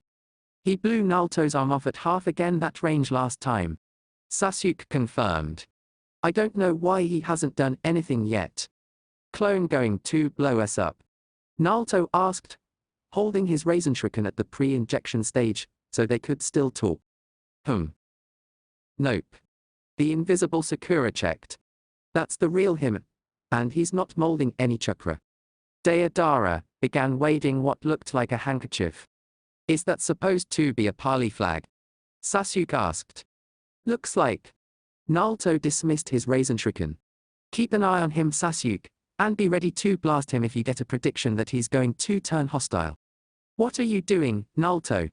Sakura asked. It's worked on other Akatsuki members before now. I'm going to talk to him. Hi. Naruto right. The Kyubi Jinchurikai, yeah. Naruto nodded. And you must be Deidara. Hey, yeah. No hard feelings, yeah. For blowing your arm off a month or two ago. Naruto showed his intact arms. No arm, no foul. Ouch, yeah. Deidara winced. Okay, look. We Toby and Kisame and me, yeah. We went and beat up the 8 Tails Jinchurikai practically level and Reikyo. Which was fun, yeah. The S-class missing Nin grinned with the memory. And at the end of it, we caught him and took him back to extract. And turned out, all there was a tentacle. Huh. Naruto said. Messing with transformation. Kind of neat. It was cool, yeah. But apparently it wasn't as much of a problem as it sounded. Deidara shrugged. I don't know how it works, I'm just in it for the explosions. Yeah. Naruto asked. Yeah. But anyway, then Orochimaru turns up, and it turns out what their whole plan is. The real one, yeah. They has an actual plan. The Jinchurikai said, surprised. I thought they'd come up with the whole plan while drunk. And I could have respected that, yeah. Deidara said passionately. But no, they came up with this ages ago. Whole long plan right from when one of them tried to set the Kyubi on Konoha up to today. And you're not going to believe what their goal is. They actually told you. Hell yeah, yeah. They thought it'd make us go along with it. Seems like Kisame already knew and Orochimaru liked the sound of it, yeah, but I wanted out. Wait. Naruto frowned. There's 2 things here, and I don't want to forget either of them. First, if Orochimaru and Kisame were the ones being told who was they. Toby. Him and Zetsu. Deidara nodded gloomily. I don't know what's up with the guy. He seemed so fun and low-key when we were out on missions, yeah. Naruto shrugged. What about the second thing? What was the plan? Hypnotize everyone in the world using the moon, so they all think they're having a perfect life. Deidara said. Deadpan. Naruto blinked. What? Yeah. Okay, that makes so little sense that I can't even see where they're coming from in the first place. It gets better, yeah. Deidara said. Apparently all they need now is a bit of the 9 tails. They don't need all the tailed beasts. Naruto raised his thumb to his mouth, then paused. Hey, Sasuke. You still watching this? Yes. Sasuke replied from the middle distance. Good. Hey Deidara, please repeat this sentence. I am no longer affiliated with Akatsuki and want to stop them. I'm no longer part of Akatsuki, yeah. Deidara more or less repeated. And I'm completely behind stopping them. That do. Naruto completed the summoning. Ichimaru, go check on Sora. What's the verdict, Sasuke? Sasuke flickered beside Naruto. He was telling the truth. You know, that eye of yours is kind of handy. Naruto said. Did you ever notice that? All the time. Naruto. All the time. Though I could do without having every last moment of that conversation memorized forever. I hope I haven't copied his speech tick. I don't has a speech tick, yeah. Deidara said indignantly. Don't worry. Naruto said. patting him on the shoulder. The first step is admitting you has a problem. I used to end many of my sentences with the same thing as well, but I got therapy for it. Suddenly, Naruto was struck by something. Actually, that particular tic was genetic, though not from the same side as the hair. Otherwise I would have almost thought we were related. Hey, yeah. No, some clans from Awadu has relatives in Konoha, yeah. In my case, I think mine is a distant branch of the Yamanaka, yeah. Huh. Neat. Well, that's going to help. How? First stop is the T&I department. Naruto raised his hands placatingly. I know, but I think Jail bring the Yamanaka head back in to look you over, since you're such an important guy, and you can ask about staying over there for a bit. You think Jail let me, yeah? Sakura appeared to condense out of the air. You're a former antagonist who had a talk with Naruto. That's a Form N21, Naruto did it again. She rubbed her chin as she fell into step. Thus far there's been, let's see. The Kyubi herself, sort of. Gaara of the Sand and Shikaki. Itaki, Kanon, Nagato minus. Itaki. Deidara interrupted. When did that happen? And who's Nagato? He told us what he knew about Akatsuki's plans within 2 minutes of first seeing Naruto. Sakura said. Granted, he was infiltrating Akatsuki all along, but... Anyway, Nagato is the former leader of Akatsuki. The one with the 6 puppet bodies and piercings. That's really strange, yeah. Deidara looked sidelong at the other blonde. What is it with you, kid, yeah? Not like I know. Naruto shrugged. Seems to work, though. Ichimaru reappeared. He's fine. But the monastery has decided to fort up. Probably for the best if they do. So, the situation hasn't actually changed much. Sasuke said, as they waited for Inoichi to show up. It's just that we know now that Orochimaru is back, and Deidara is no longer part of the organization. Soon we could probably command a quorum of members and take the name Akatsuki from them. Sakura joked. Could be fun, yeah. Deidara chuckled. Hey, that reminds me. What are you guys' opinions on explosions, yeah? Team 7 looked from one to another awkwardly. Naruto spoke first. When you actually ask like that, and we think about it, we cause an amazing number of them. Oh yeah. Basically I'm a Jinchurikai who can do the Bivu Ball. Sakura has custom explosive tags and can do firewind combos all the time. Sasuke can shoot shuriken so fast they blow holes in rock, and Sei summon specialize in explosives of one kind or another. Specialize. Sai answered. The Crows has invented a way to make explosions happen inside a tube. This propels something forward very fast. They has also developed a thing called a firework. Sounds kind of cool, yeah. I'd like to see that, yeah. You probably would, wouldn't you? Sakura said lightly. Oh, looks like they're ready for us. Well. Satobi asked. He's telling the truth, and seems inclined to throw his lot in with us now. Inoichi confirmed. Though there's one thing he missed, I'm not surprised, people remember more than they consciously notice. Orochimaru was performing the impure world resurrection as Deidara left. That can't be good. The third side. Well, we'll have to remain on medium alert. As of now, all ninja who are not attached to Genin teams are on watch on/watch off. Genin teams are 3-shift. Understood. Inoichi said, nodding. I'll take Deidara to our spare apartment and then head down to the sensory room to monitor the area. Thank you, Inoichi. Satobi said. I am grateful for your help. I will be in my office ready for whatever I might need to do. Second in command is Tsunade should the worst happen. Naruto rolled out of bed up before the alarm. Hey, looks like last night's training didn't tire me out as much as normal. Kuda chuckled sleepily. Probably because you actually ran out of ideas. Yeah. But I've got more now. Right. Let's see. 5 cups of ramen should do for breakfast. 2 minutes for the food. And I can spend that getting changed. I need to see if that demonic save mode is a good idea. Don't forget you're on patrol duty after 10. Yeah, thanks. Naruto hummed. Making 500 clones to cover his patrol pattern would work, and all it would mean was that he couldn't practice save mode while they were out. Okay, And then there's the other thing, the throwable non-save raisin shuriken. Sounds like a full day. Yeah. I feel good about this one. Naruto grinned. He kind of has an awesome life. For starters, explosions got evaluated as training achievements. Sasuke stepped out of the door, mind whirring with possible new ideas. Perhaps he could try summoning a Thunderbird, and trying to merge his electrical element with that of the summon. Equations drifted in the back of his mind, more felt than consciously calculated. A proper use of the Raijin would allow for his mount to draw on the power and himself as well, and if they fired out blasts of lightning with opposed polarity spaced apart, then they could potentially cause equalization at the target and cause vast transient currents. For that matter, if he understood the latest book he'd read, and he did, then matter itself was thought to be made up largely of electrical charges. Playing around with them could prove to be very useful. And of course, dangerous. That was how things worked, though in the ninja world.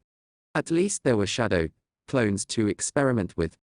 Sakura wove a web of chakra into her hair, and smiled triumphantly when it took without a fuss. Finally. This was a neat, little contingent water jutsu, designed to react only when there was a hostile ninja taking hold of her hair. It transferred the stored water into the ninja's hands, which ought to be messy, true, but also stop them grabbing her hair. Now she could feel she had a real justification for her long hair. Freya kept weaseling out of teaching her needle Thaizo, so this was an acceptable substitute. Hey, Sakura. She looked up. Looked like Sasuke was second to the training grounds today. Oh, what is it? Just. Sasuke looked embarrassed. If someone had told me I'd be saying this 3 years ago, I'd never has believed them. Want to go out tonight, Sakura? Sakura felt like she'd just been hit with a mild lightning technique. Oh. Sure. She rallied as fast as she could. Thanks, I mean, I'd love to. I just never asked because, well, I thought it'd be too much like I was before I became a ninja. I respect you enough as a ninja now, Sakura. Sasuke said. Just don't mention this to Ino, okay? I'd never use it to get a cheap shot on her. Sakura said firmly. I learned my lesson over that. Good. They stood awkwardly for another few seconds. So. Sakura said. Rightly. I just remembered what I was going to ask. When you use your mass immune power, you has a true understanding of lightning, right? Yeah. What's the celestial word for it? Hang on a second and I'll see if I can remember it. Sasuke blinked, and when his eyes opened, they were the red swirl of his eternal Mangekyo. Masamune is the left-eyed dragon of lightning. Sakura heard the word, and felt it disassemble into its component concepts in her mind. Oh. Wow. That's what I was missing. I knew there were two polarities, and that there was a difference between one, which is the presence of electrons, and another, that's the absence, but I didn't know the cause of atoms were also the absence type of electricity. Thanks, Sasuke. That's a great help. I'll see what I can do with it. No problem. Sasuke nodded, then walked over to a free space and began running through kata. Good. Naruto said to himself. I'm first. Taking a deep breath, he sat down and formed a shadow clone. The clone began to gather save energy, reaching out to the natural world. Huh. The clone said after a second, before Naruto could really start drawing on Millie. This feels kind of strange. Weaker than normal. The natural energy.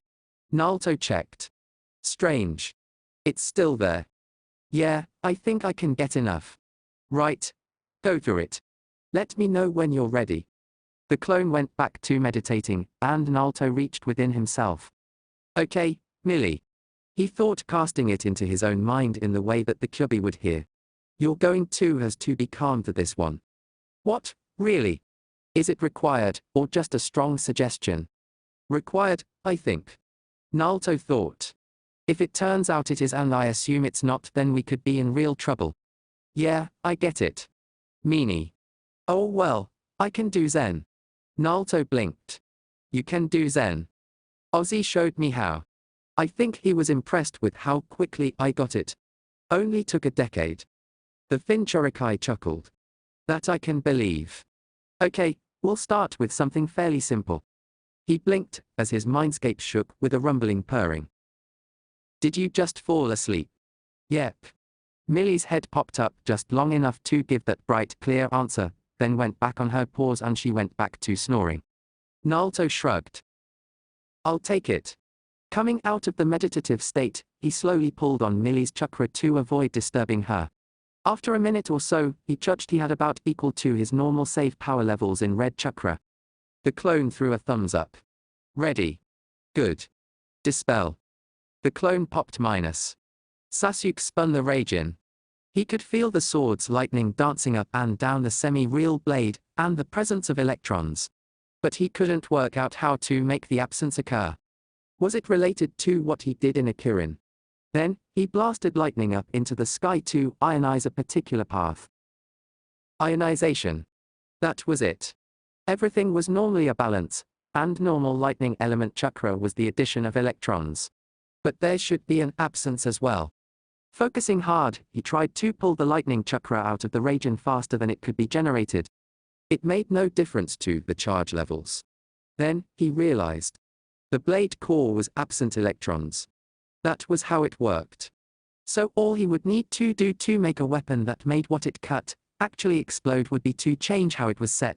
Maybe make the electrons it generated from nature, chakra flow into him, and use the balance to make the blade stronger. But then, he'd need to isolate it as well. This would be so much easier if he spent a moment to be sure he had the structure right.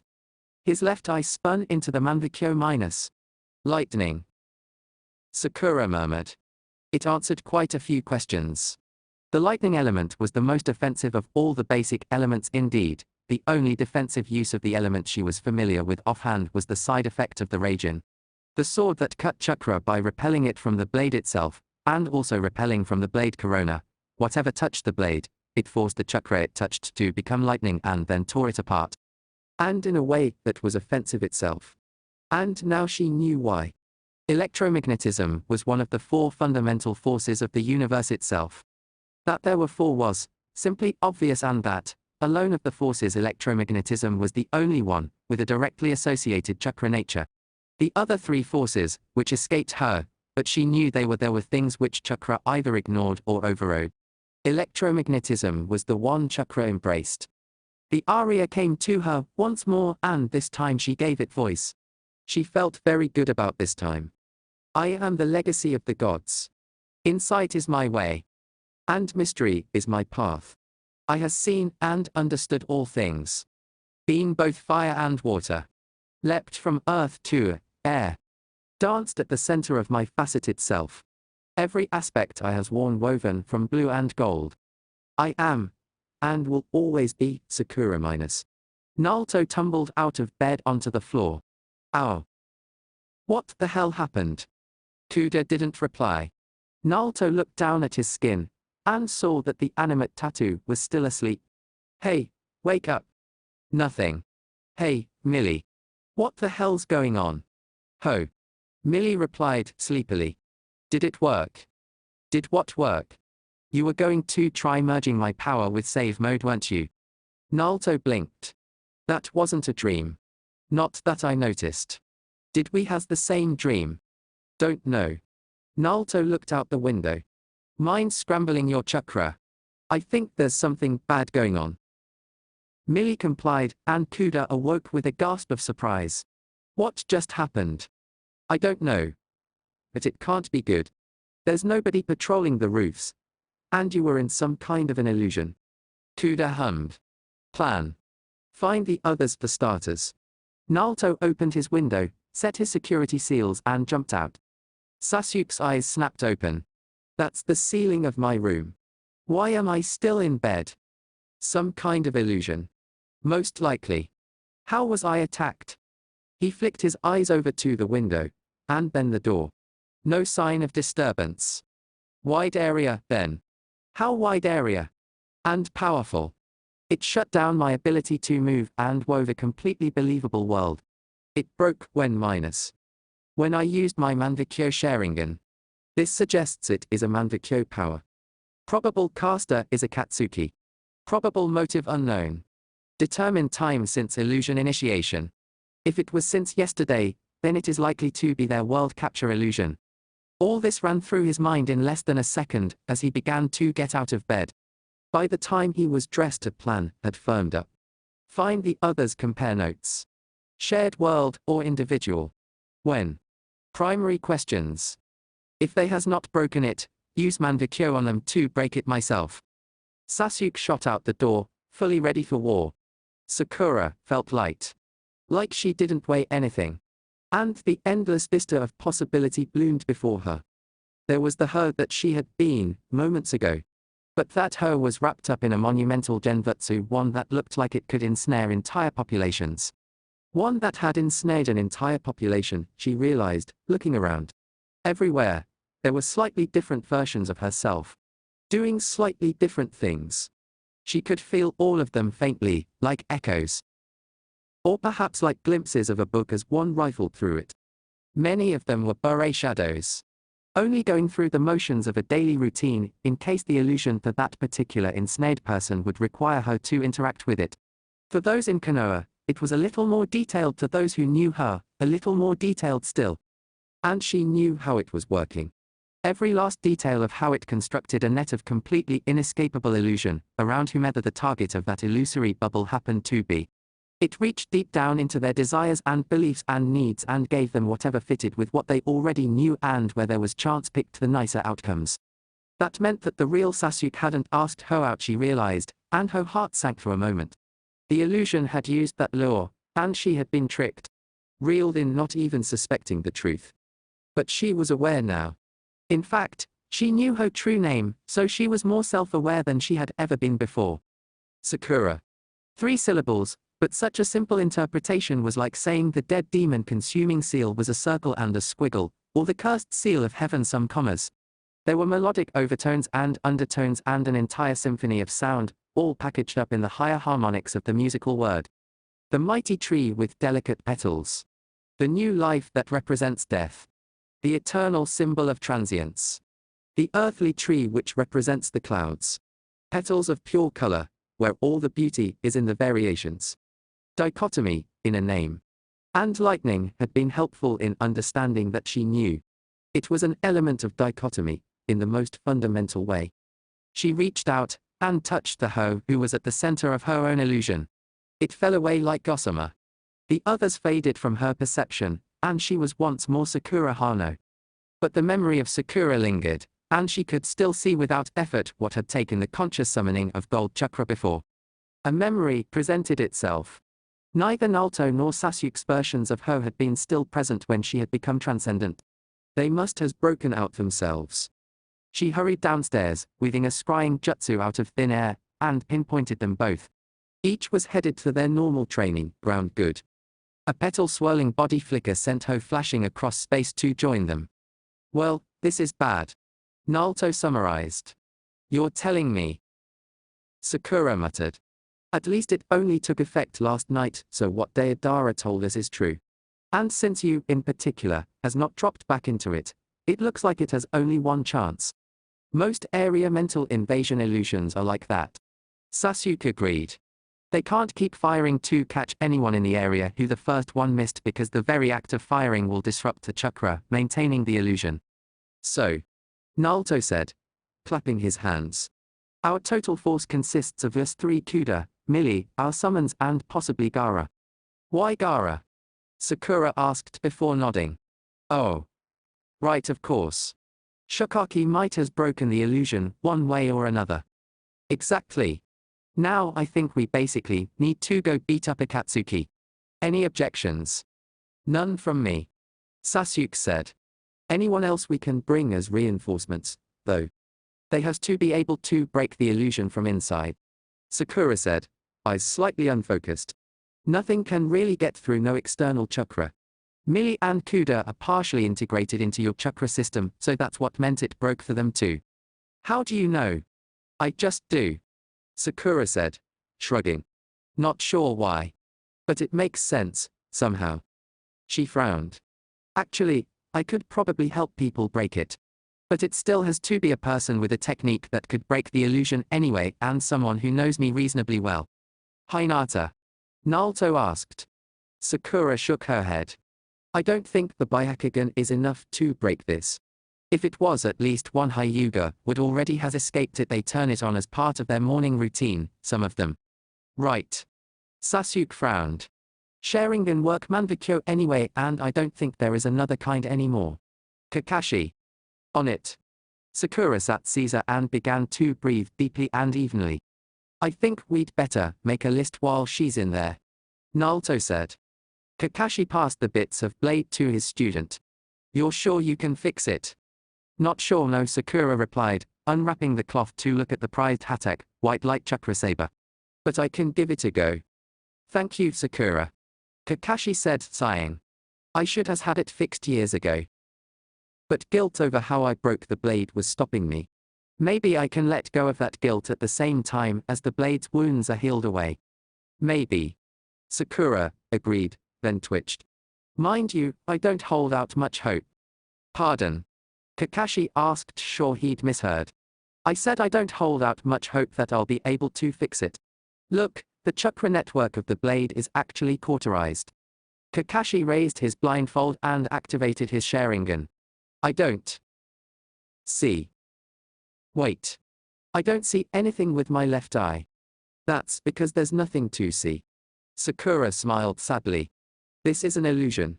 Go Manbakyo with your left eye and that should break it completely. Sorry, Sensei. Kakashi's eye twitched into the bladed petals minus. And he snapped awake in the ready room. All around him there were other ninja Chunin and Jonin, slumped where they'd been when the illusion triggered. Izumo was sprawled across the entire floor, one hand stretched towards a smashed glass of something that had better not be alcohol. What just happened? He asked, slightly confused. Must have been one hell of an illusion to get all of us. Sakura. She'd been in the illusion with him, hadn't she? He'd better go find her. As he made for the door, stepping over Izumo, someone else stirred. So, that's how it is. Kurenai muttered. Oh well. Looks like it finally paid off. She turned from the table, on which rested 20 senbon, none of them dug onto the table surface and all of them balanced perfectly on their points.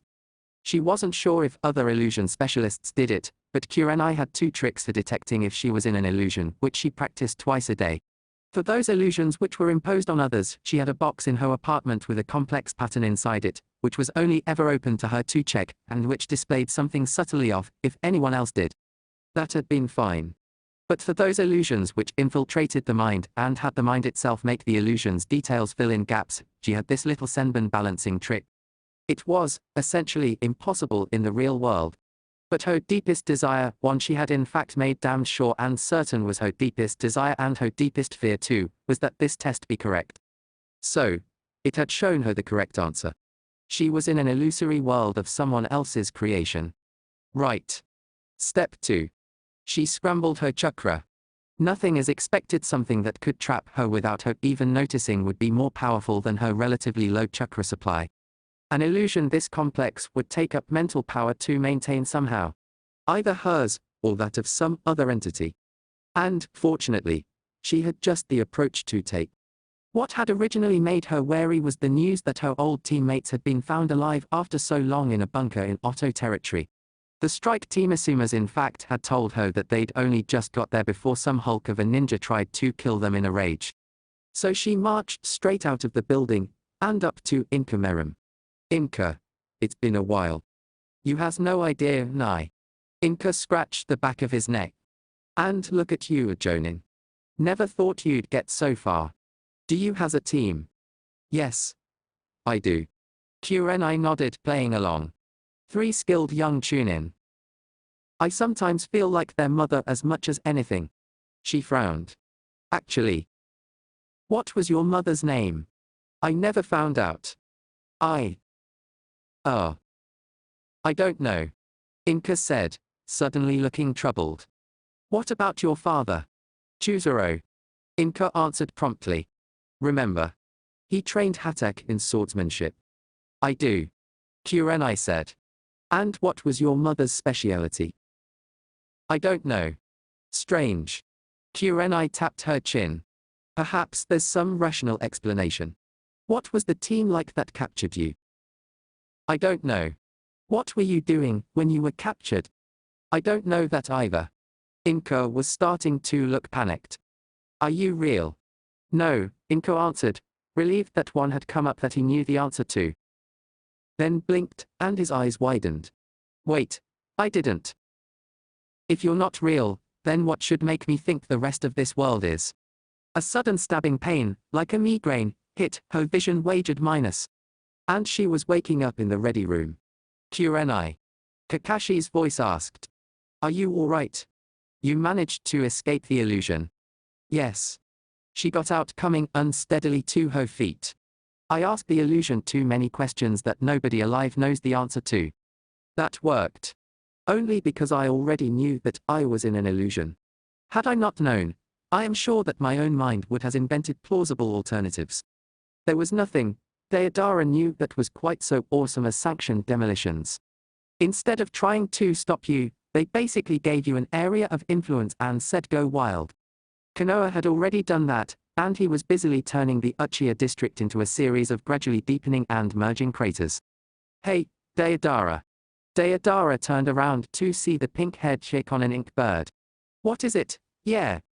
Just wondering. What's under that eye patch of yours? Is it a Sharingan? The former. Missing Nin turned shocked. Sharingan, yeah. No, yeah. My eye is trained to see through Sharingan illusions, because they twist my art and diffuse it. Yeah. Oh, okay. Sorry. The pink-haired girl Sakura, that was it, looked contrite. Just. It sometimes seems like most people with eye patches have Sharingan under them. I do know what you mean, yeah. Especially because Toby has Sharingan. One of the reasons I dislike him now, yeah. Well, it does let a Sharingan user see all the detail of an explosion in slow motion, and Sakura tailed off. Your eye can see through Sharingan illusions. How? I trained it with this, yeah. Deidara pointed to the eye patch. See, it's a scope that lets me see long distances, yeah. But the whole shebang enhances my eye whenever I'm not using it. By now, I can make it see what's really there, yeah. Neat. Mind if I do a little test? Sakura asked, making hand seals. Go ahead, yeah. Sakura vanished in a swirl of petals. Her voice came out of nowhere. Invisibility. Can you spot me? I like a challenge, yeah. Deidara pulled his eyepiece off minus. And fell out of bed. Naruto grabbed his arm to help him up. Morning. Sorry, it was the only way Sakura could think of to break the illusion. Oh, yeah. Deidara looked around. Let me guess, yeah. That moon eye illusion already went off. Yeah. Naruto said. Right. Deidara cracked his knuckles and his hands muttered protests. Let's get to blowing Toby and the rest of those bastards off the face of the planet, yeah. Hold on. Naruto cautioned.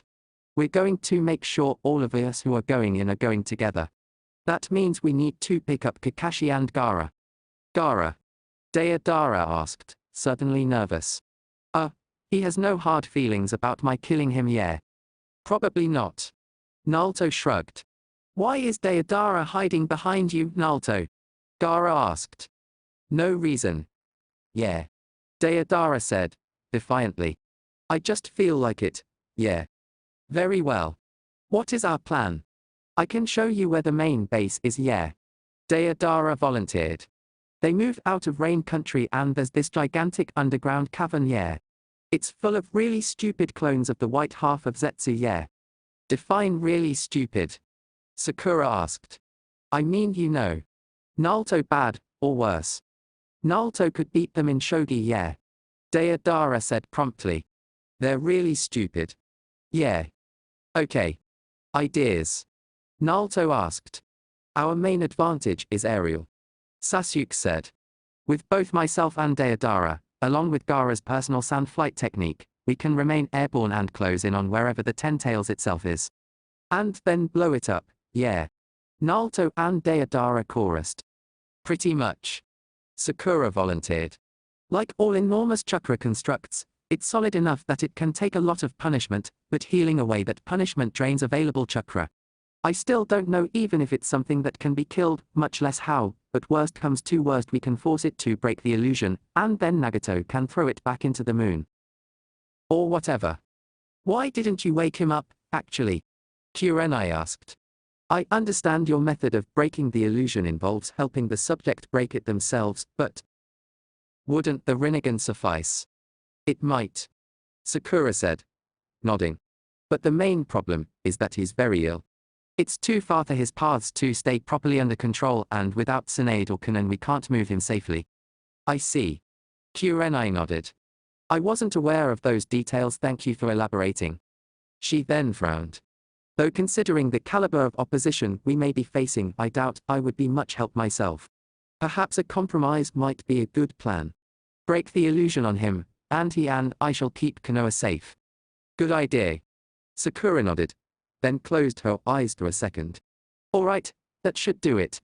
That was quick. Kakashi said. Well, bye. It's hard to explain.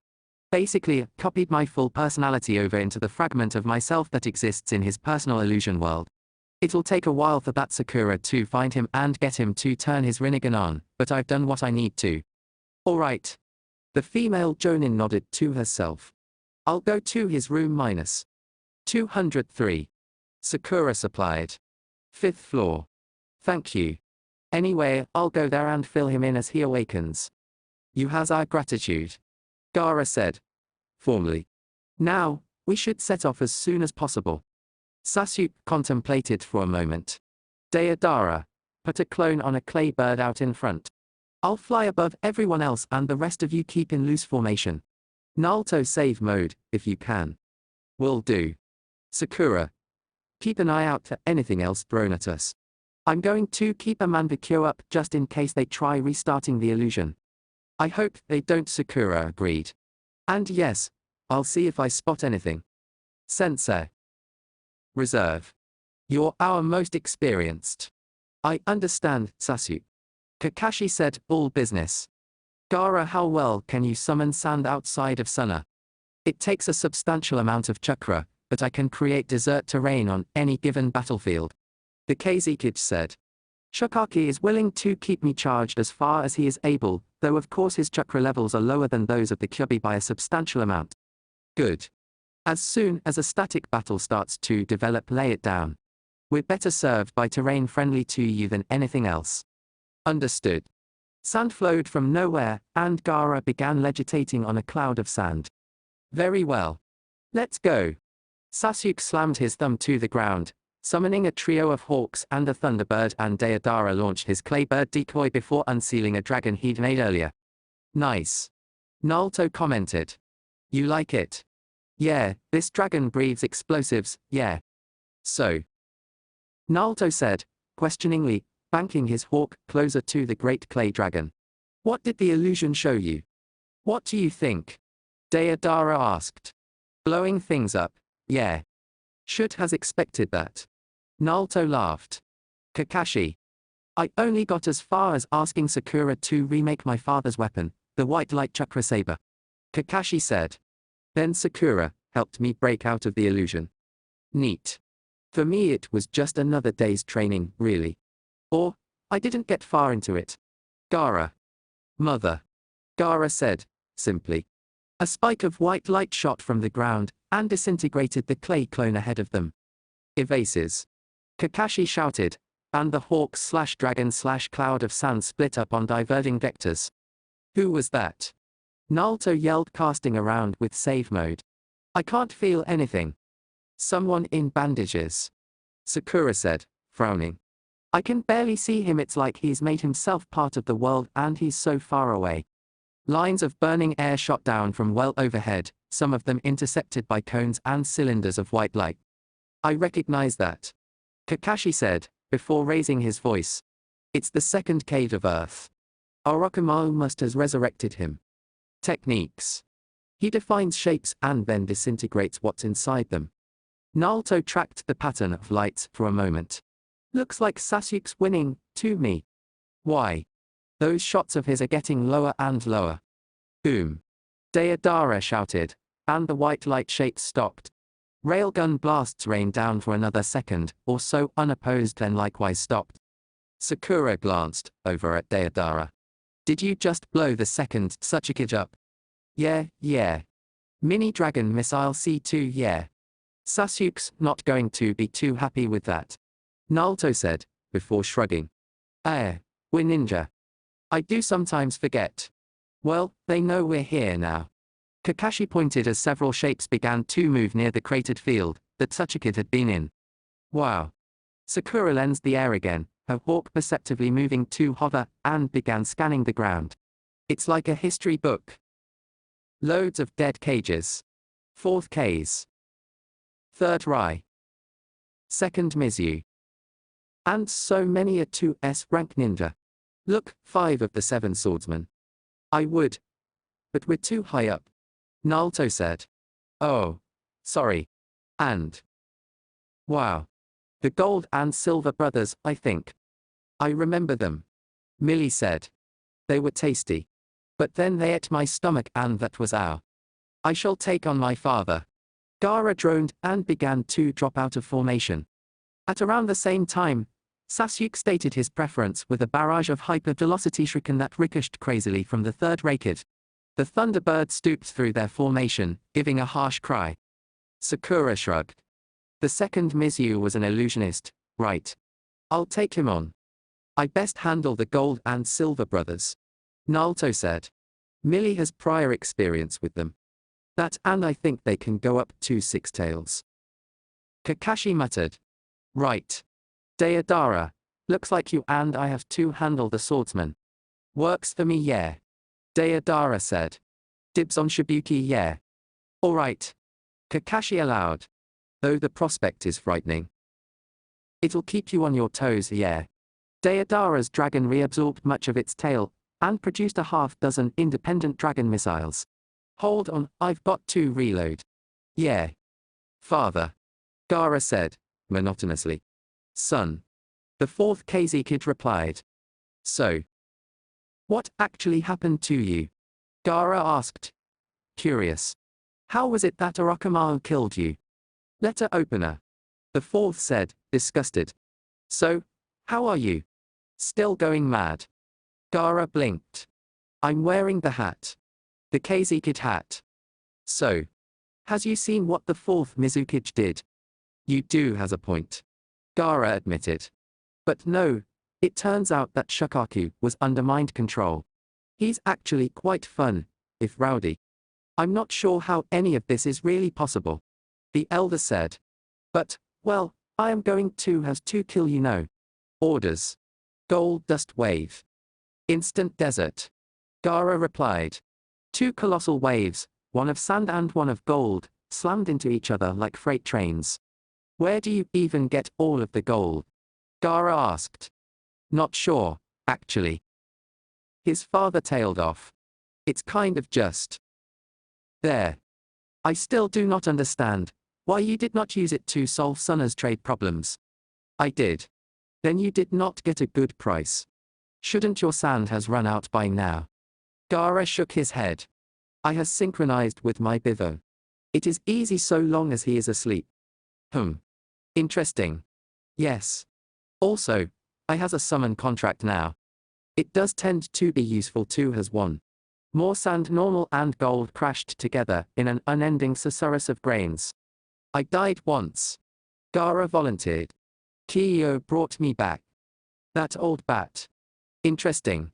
What was it like, coming back to life? Not as impressive as you would imagine. It was a little like waking up. You know what that's like. Well, I woke up near a large devastated area surrounded by much of the village, so it has similarities to when Shukaki possessed me. At that point, Totoro clubbed Gaara's father on the back of the head with a large plank. I suspect you were not really trying. Gaara muttered. Sand burial. I think I know why he wasn't trying. Shukaki volunteered. When they did the whole ceiling thing your mother did love you. Sorry, I kind of forgot it was important before now. You are sure? I was there. In a kettle. Granted, I was monumentally pissed off. But I was there. She totally held you while the last of her life ebbed away. It was kind of heartwarming. Thank you for telling me. Finally. I was drunk and hypnotized. What more do you want? The enormous sand monster grumbled. Drunk. They filled the kettle with sake a few times to keep me quiet. Sasuke's Thunderbird swooped only low enough to let him off, then rose back into the air and began shaping lightning chakra, forming an enormous charge. In the absence of a thundercloud, that would work well for Kirin if he needed it. Sasuke's eyes tracked the third raikage as he moved, evaluating his target. He already knew that the third was ridiculously fast, more durable than just about anyone else who had ever lived, and could fight a tailed beast, the Eight Tails, in fact, to a draw. It had taken 10,000 enemy shinobi 3 days and nights to finally kill him. Which, actually, was a bit ridiculous. Maybe they were all genin. Oh, and he had the lightning armor as well. Sasuke could see roughly how it was done, but not exactly, and that it would neutralize just about any lightning technique he tried. A quick barrage of Kidari Senbon confirmed it, as the raikage approached. They didn't even make it to his skin. Sasuke snapped the Raijin on, and blocked a vicious knife hand strike, then dodged away from another with the benefit of his Sharingan. It wasn't enough though. Mitsunari. The world didn't slow anymore, but his own body sped up to match his eyes. It was like sparring with Naruto the times he didn't use his Sharingan, or... No, that wasn't right either, because he did have the forewarning his eyes gave. He had to react half on instinct, and half with cold calculation, always interposing the blade between any strike. He could not defend his body, not allowing himself to be contacted by any part of his brawler of an opponent. It was a losing battle, he knew. Even when alive, the third had had such ludicrous stamina that even Naruto could not match it. He had only died when his chakra was utterly exhausted by 3 days of constant battle. Manrikyo eyes spun furiously, deciphering every nuance of the lightning armor. It infiltrated the nerves, and there was some dermal reinforcement. Atomic bonds that will all matter was made of emptiness and electricity. No wonder the raikage's skin was so strong. He could take that which made things strong, and say to it, stronger. But there had to be a weakness. Nothing was a perfect trump card. A cry echoed from overhead. Sasuke disengaged with an instant flicker, and gasped for breath as lightning rained down from above. Then he saw something. The raikage had slowed when he was hit. Just for an instant, but minus. Yes. The lightning armor was powerful, durable, and precise. It was so well balanced that any further power input made things worse. And, more to the point, it was in exact phase with his nervous impulses. Sasuke flashed through the summoning seals again, and summoned Tobias and the Thunderbird chick. What do you need? Tobias asked, all business. I need you to be ready to hit the old raikage, over there, when I disrupt his lightning armor. And I need the chick to give me an electric aura armor jutsu. I'll be focusing all my attention on the Raijin. You can do it. Tobias asked the chick, who nodded. Very well. The young save spread his wings and red tail and leapt. Sasuke could already see natural chakra gather along his wing feathers. Turning, he caught the chick in a very minor illusion. It didn't stop him from perceiving anything, in fact, just supplied extra information. Faster than talking. Obediently, the young Thunderbird pulsed alternating current at 50 cycles a second across his body. That would do to the initial clash. Sasuke switched focus to the Raijin, and altered its form. Rather than the expanded shape of the overage, he compressed it. It was barely a tanto, and as he activated Masamune it shone with a brilliant blue. Oh. The chick said, sounding nervous. Incoming. Sasuke's head snapped up, and he barely blocked a knife hand strike with the Raijin. Backpedaling with fluid grace in the grip of Mitsunari, he watched both the lightning armor and the third's movements intently, blocking every attempt at an attack less than 1/10 of a second before it hit. So. That means he has a 40 times per second signal for his left first finger's second joint, and a 35 per second for his right second finger's third joint. Bit by bit, Sasuke matched fluctuations in the lightning armor to the associated muscle movements. It sped up nerve impulses, which meant it had to carry the signal. And he sent a complex signal pattern to the chick, flipped the Raijin to block minus, and took a hand straight to the chest. The third blinked. Tadakatsu. Sasuke informed him, then stabbed the sword of the thunder god straight into the no longer moving right arm that had stopped abruptly at his skin. The pulsing signal in his electric aura armor had overridden the third's control of his arm, making it lock up. The Raijin overrode that, sending a sequence of commands which forced the right arm to stab straight at his own chest and pierce the heart. Sasuke vanished in a puff of smoke as the orbiting bird summoned him and the chick, just before Tobias hit the third's vulnerable form like a clawed meteorite. Sakura landed lightly. Thanks. So, where's the second Mizukiv? Hello, child. A voice said. Any idea how Mist is doing these days? They're all right. She shrugged, noticing that the speaking voice was coming from an illusion. The fourth was a bit of a nut job, but the fifth is much more stable. My Terum, a larger and boil user. Oh, I see. Thank you. Now, I have to ask. The pink hair. Natural. Sakura shrugged. Aha. She spun an illusion around herself and vanished. What? The second frowned and his eyes widened as a 50-foot otter materialized. Hi, Daxter. Sakura's voice came from somewhere. Hey, 10 feet to the left of that rock spire is an appropriately sized clam. Lunchtime. Thanks. Daxter's voice boomed out, and he pounced. Sakura winced as she watched Daxter. Getting the clam properly secure with 3 of his paws and breaking off the spire with the 4th, he started hammering away at it in the same way normally sized otters attacked normally sized clams. That's got to hurt. Ow. Ow. Ow. Ow. The Mizukiv muttered, as the boss summon broke methodically through his defenses.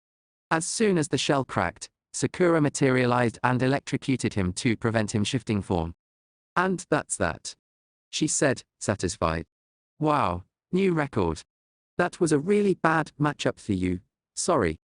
I can see. The former cave said, slightly dazed. Naruto went in hard landing just behind a save Raisenshuriken and forming clones straightaway to make sure he had a clear sight radius. Wait, are those things the treasured tools? Kinkaki and Ginkaki nodded in unison. Cool. Wait, I know how these work. If I say the word I say most in my life, something bad happens. Thanks again, Nii. Speech therapy might just save my life here. The brothers looked put out, and dropped 3 of the 5 tools. Kinkaki held the pot, and Ginkaki held the fan. And the pot. Yeah, something about replying when someone calls your name. Right? Not speaking anymore. Kinkaki looked at Ginkaki. Brother. Ginkaki didn't respond. Looking pointedly at the pot. Oh. Sorry. The gold brother dropped the pot, and the silver exhaled with relief. Anyway. Should we blast him with the fan, or just go straight to tailed state? Tails. Ginkaki said. Been a while. Both brothers concentrated, then practically exploded as each pulled on 6 tails of chakra. Millie. Naruto asked. It's yours. Nodding, Naruto pulled on 7 tails of chakra and felt himself transform. So. He said, once all 3 of the ninja had turned into giant foxes. Sumo, pankration or boxing? Pardon? Kinkaki asked. I was asking what rules we were going to use. Anything is allowed in the ninja world. Ginkaki said. Rules are for the weak. Okay. Naruto said brightly. Demonic save mode. A clone popped, and the reddish-orange fur that Naruto had sprouted became pure, vibrant orange. Is that legal? Kinkaki asked. Oh, wait. Me and my big mouth. Ginkaki lamented. Well, brother, let's make a good fight of it. You said it. Brother.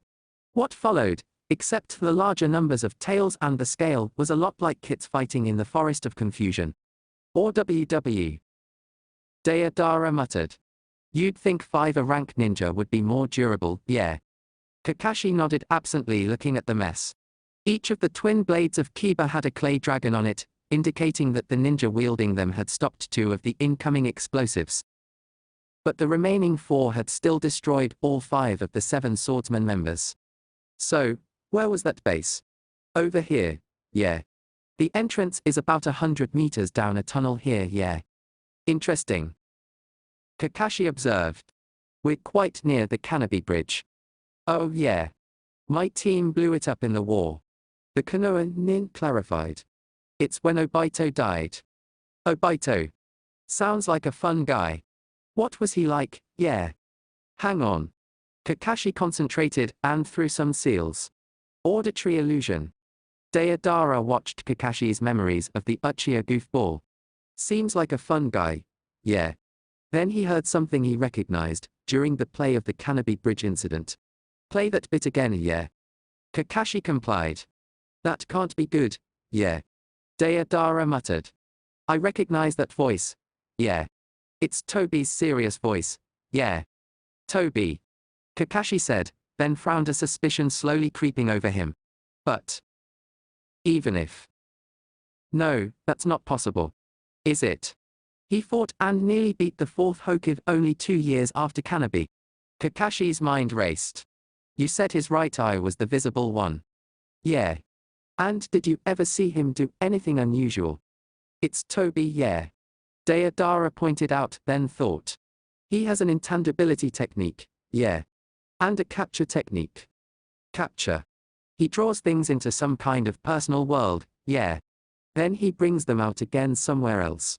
Pretends they were in his pockets, yeah, but I saw him once, yeah. Troubling. Kakashi admitted. My own eternal Manbikyo has the ability to banish things from reality, I don't know where they go. But if the shared concept of Obito's eyes were hypothetically, the ability to connect to that world. Kakashi shook his head. I don't understand how he could possibly has become so twisted though. Obito was a fun-loving child who treasured his comrades above all else. Tobi, by contrast, used the newborn Naruto as a hostage. Denbutsu. Deidara suggested. They can really screw with someone, yeah. It's still hard to believe. Fair enough. Could be I was mistaken, yeah. Naruto bashed Kinkaku repeatedly against the ground until he finally went limp. Exhaling, the transformed young man surveyed the area. 2 formerly 6-tailed undead ninja gradually reverting, check. Cratered field of rubble about a kilometer across, check. Gaara, Sakura and Sasuke arriving, check. Hi, guys. He said, reverting slowly. These guys were a bit of a struggle. Hey, neat, the banana palm fan. Anyone else want it? The others shook their heads. Gaara solemnly pointed out that he was the one with the most chakra available by a factor of well over 100. Right, taking this. Sakura, you want to keep hold of the rest of them? Or shall I as Mandias keep them for now? That second option might be safer. Sakura said. I don't really has anywhere better to put things. Right. Summoning Mandias. Hey, got some legendary weapons for you old guy. Mandias blinked. What happened here? 2 guys with 6 tails of Millie's chakra each. I basically grabbed them by the tails and used them as flails. Oh. And I got demonic save mode working. The elderly save shuddered. I dread to think. That explains the large number of craters in the shape of 6-tailed kitsune. Anyway, you mentioned legendary weapons. Yep. Naruto handed them over. 4 of the 5 treasured tools. Good thing you told me how they work. My pleasure. Gaara walked up to them again. This surprised the others, as they hadn't seen him leave. What were you doing? Destroying the brains. Standard zombie perceiver. The KZ kid said calmly. Right. Here goes. Sakura muttered. Everyone on the lookout for traps. Or any of the remaining Akatsuki members. Wouldn't they have been caught in the Venbutsu as well? You can never be sure. Besides, it doesn't work on non-living individuals. Did any Akatsuki member get killed without their body being destroyed? Don't think so. Itaki was cremated, I think. As they talked, they entered into a huge underground chamber full of thousands of quiescent clones. These look like the white half of Zetsu, yeah. Deidara said. Didn't know there were so many of them, yeah. There's Orochimaru. Sasuke pointed. Lying asleep over there. He must be in the illusion like everyone else. And there's Tobi. Kakashi started for the indicated ninja, then slowed, puzzled. That's a very old Uchiha Madara. What the? Intruders. Was that you? Naruto asked, nervously. It didn't sound like anyone here. Sakura whimpered. That's a lot of chakra. The opposite wall of the chamber collapsed and an enormous creature shouldered its way through, combined Sharingan and Rinnegan rolling madly, as it locked onto each of the assault team in turn. Sasuke snapped the Raijin on, as the Akatsuki members began to stir. Naruto, stall that thing. Everyone else, start clearing the rest of Akatsuki and these clones. Naruto leapt forward, transforming all the way in mid-leap as the 10 tails began a charge, and the two colossal creatures collided with an earth-shaking boom. Everyone back, or get a shield up if you have it. Sakura called, looking at the roof. This place is about to cave in. Rocks rained down, slowly and then much faster. Sasuke and Kakashi flickered out of the way. Deidara and Sakura slipped underground and Gaara enveloped himself in sand. When the ground stopped collapsing several seconds later, what used to be a series of connected underground caverns was now a series of irregular sinkholes, with hundreds of surviving white Zetsu and a number of S-class nin emerging from the rubble. Naruto and the 10 tails had barely noticed the collapse, swapping between building-destroying physical attacks and chakra blasts that could level half of Konoha. While Naruto seemed to has less than half the available demonic chakra of the incarnate 10 tails, his fusing it with save mode left the two of them on a very equal footing. To the rest of them, that meant periodic backblast from explosions washing over them. Sasuke clashed with Kisame, using the full mobility of the smaller Raijin to keep the enormous Samehada away from him. Why are you following this guy, anyway? You mean Toby? Or Madara? Kisame chuckled. Because of the promise of a world of truth. A world free from the deception of the world of ninja. I've been there. Sasuke said. And believe you me, it's not all it's cracked up to be. Mine was fine. Kisame shrugged. Samehada grumbled. Should your sword be doing that? I think it's annoyed it can't shave your sword's chakra. Kisame answered. That's the Raijin, isn't it? Yes. Sasuke reversed the blade for a moment to block a particularly nasty attack, then returned it to the normal grip. And I think you has done better in Konoha. Konoha is not immune from the corruption of the world of ninja. No. But it's not terrible. Sasuke said. I mean, Naruto lives there. Both of them glanced over at the battling titans. Anyway. The Uchiha continued. Who really is Toby? There's nobody real by that name. He's really an Uchiha, but I don't know which one. Kisame said. He called himself Madara. But that was a lie. Sasuke pointed out.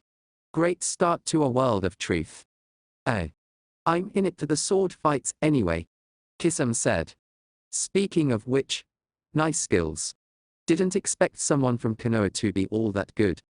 I trained with the objective of beating Itaki for years, then trained to beat whoever else killed the Uchiha clan after that. Sasuke replied. Oh. And. He brought his free hand around, sparkling with the Kidari spear. Kisame's eyes widened, as he tried to cope with the sudden increase in the number of Sasuke's weapons. Despite the increase in difficulty, he still had time for conversation. Wait, Itaki wasn't the one who killed the Uchiha.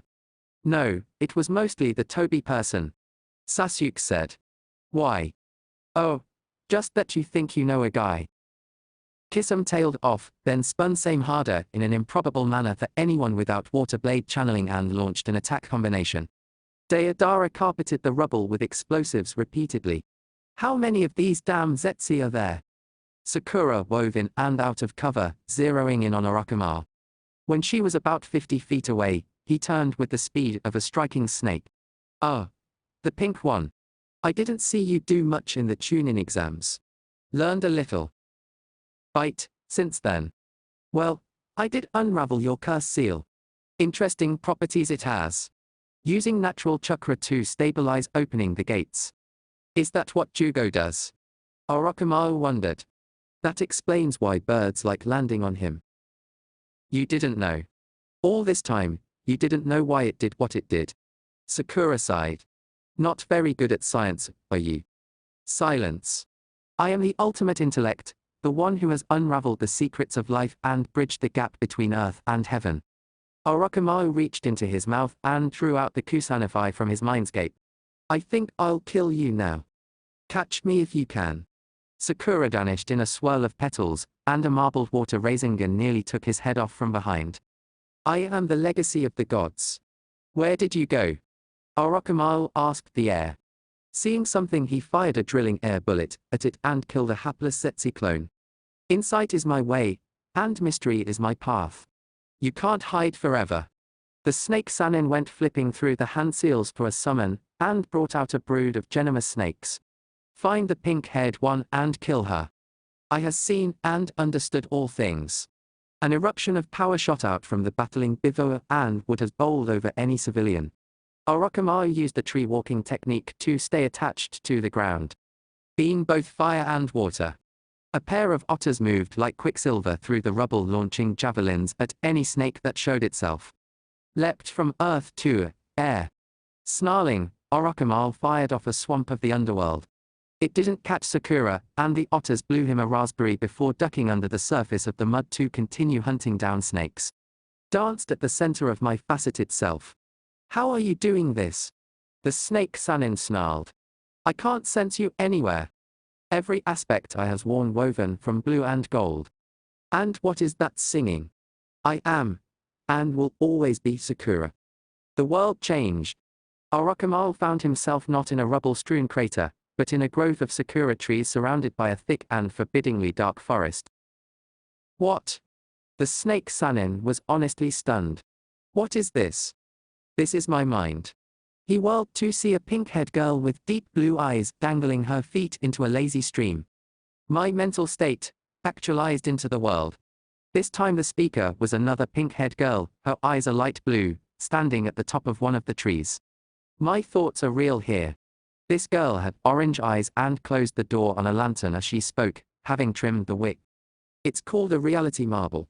The fourth speaker was standing atop a simple, but solid bridge made of what Orochimaru recognized as quartzite, one of the hardest rocks, and a prime material for earth element users. Noticing that this one had brown eyes, a suspicion began to form. It's something that you can only do if you has your true name. This one was adjusting a lightning rod, which looked new and had eyes of brilliant yellow. And there has to be something else special, as well. The speaker this time had eyes the shimmering green of medical chakra and closed a book as she spoke. Divinity. The voice came from directly above. Orochimaru looked, but saw nothing. Each of the 6 girls closed their eyes for a moment, in unison, and equipment formed out of nothingness. Golden light condensing into weapons: 6 kunai, kusarigama, a great axe, a pair of chakrams, 2 long spears, and a dozen senbon. The one with the senbon, the green-eyed one, smiled. It wasn't a nice smile. Get him, girls. Gaara's first action, before he let down his sand defense, was to summon a small raccoon. I require your assistance. The raccoon nodded and clambered up his clothes to rest around his neck. Gaara exhaled, slowly, and released the sand shield. An extremely old ninja faced him. I see you wear the robes and hat of Suna, boy. I do. Gaara nodded. It was simple fact. Who are you? Madara Uchiha. I have followed the path of the Uchiha clan back into history further than any other. His eyes blazed with the Manbakyo and then contorted into the Rinnegan. And I will not tolerate my plans being interfered with now. Bansha Tenanin. Gaara looked up, something warning him. He saw a colossal rock descending through the atmosphere.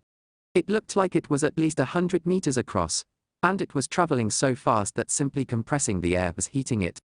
The ground rumbled and cracked around him. Boulders flew upwards, forming a shield, and the meteorite exploded off it without breaking through. Remarkable. Madara said, frowning. That is Shukaku's power. But there is something more. He seemed to consider. You are a save. I am not. Gaara denied.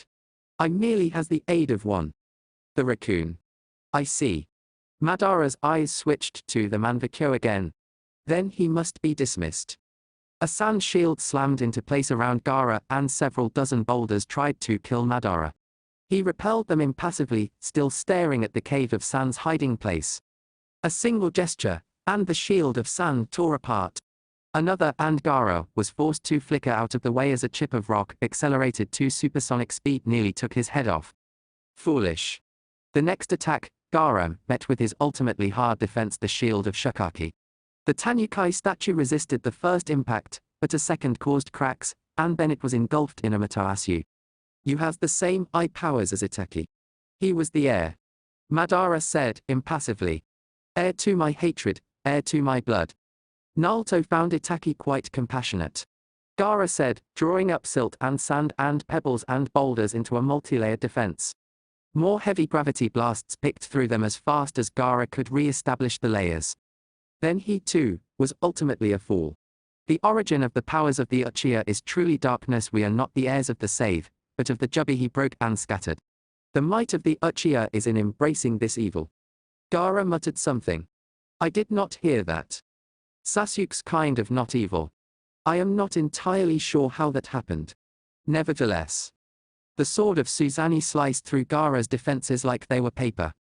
Gaara formed Shukaku's arms to try and distract Madara, hoping to re-establish his shield, and the elderly Uchiha touched them, and their chakra was drawn out, and they crumbled. That is surprisingly annoying. Gaara said, bringing up more earth in Seal's techniques. The Manvakyo and the Rinnegan alone are bad enough, but together. Madara finally battered aside the last of Gaara's defenses and fixed him with a glare. Tsukuyomi minus. Dynamic entry. A ballistic Jinchurikai slammed into Madara's body, and sent it across the nearest crater and 15 feet into the rock wall. Gaara shook his head, trying to shake off the effects of a day of solid mental torture. That reminds me too much of before I met Naruto. He looked up, to see a ridiculously well-built man with a Kumo headband and wisps of demonic chakra around him. The man took a pose and started rapping. What you gonna do is what you wanna do. Just break the roof and you see the truth minus. Who on earth are you? I'm the B, you know, and don't interrupt my flow. I'm number 8, I'm great and I'm never late. I think that's the Hachibi Jinchurikai. Shukaku said, incredulously. Excuse me.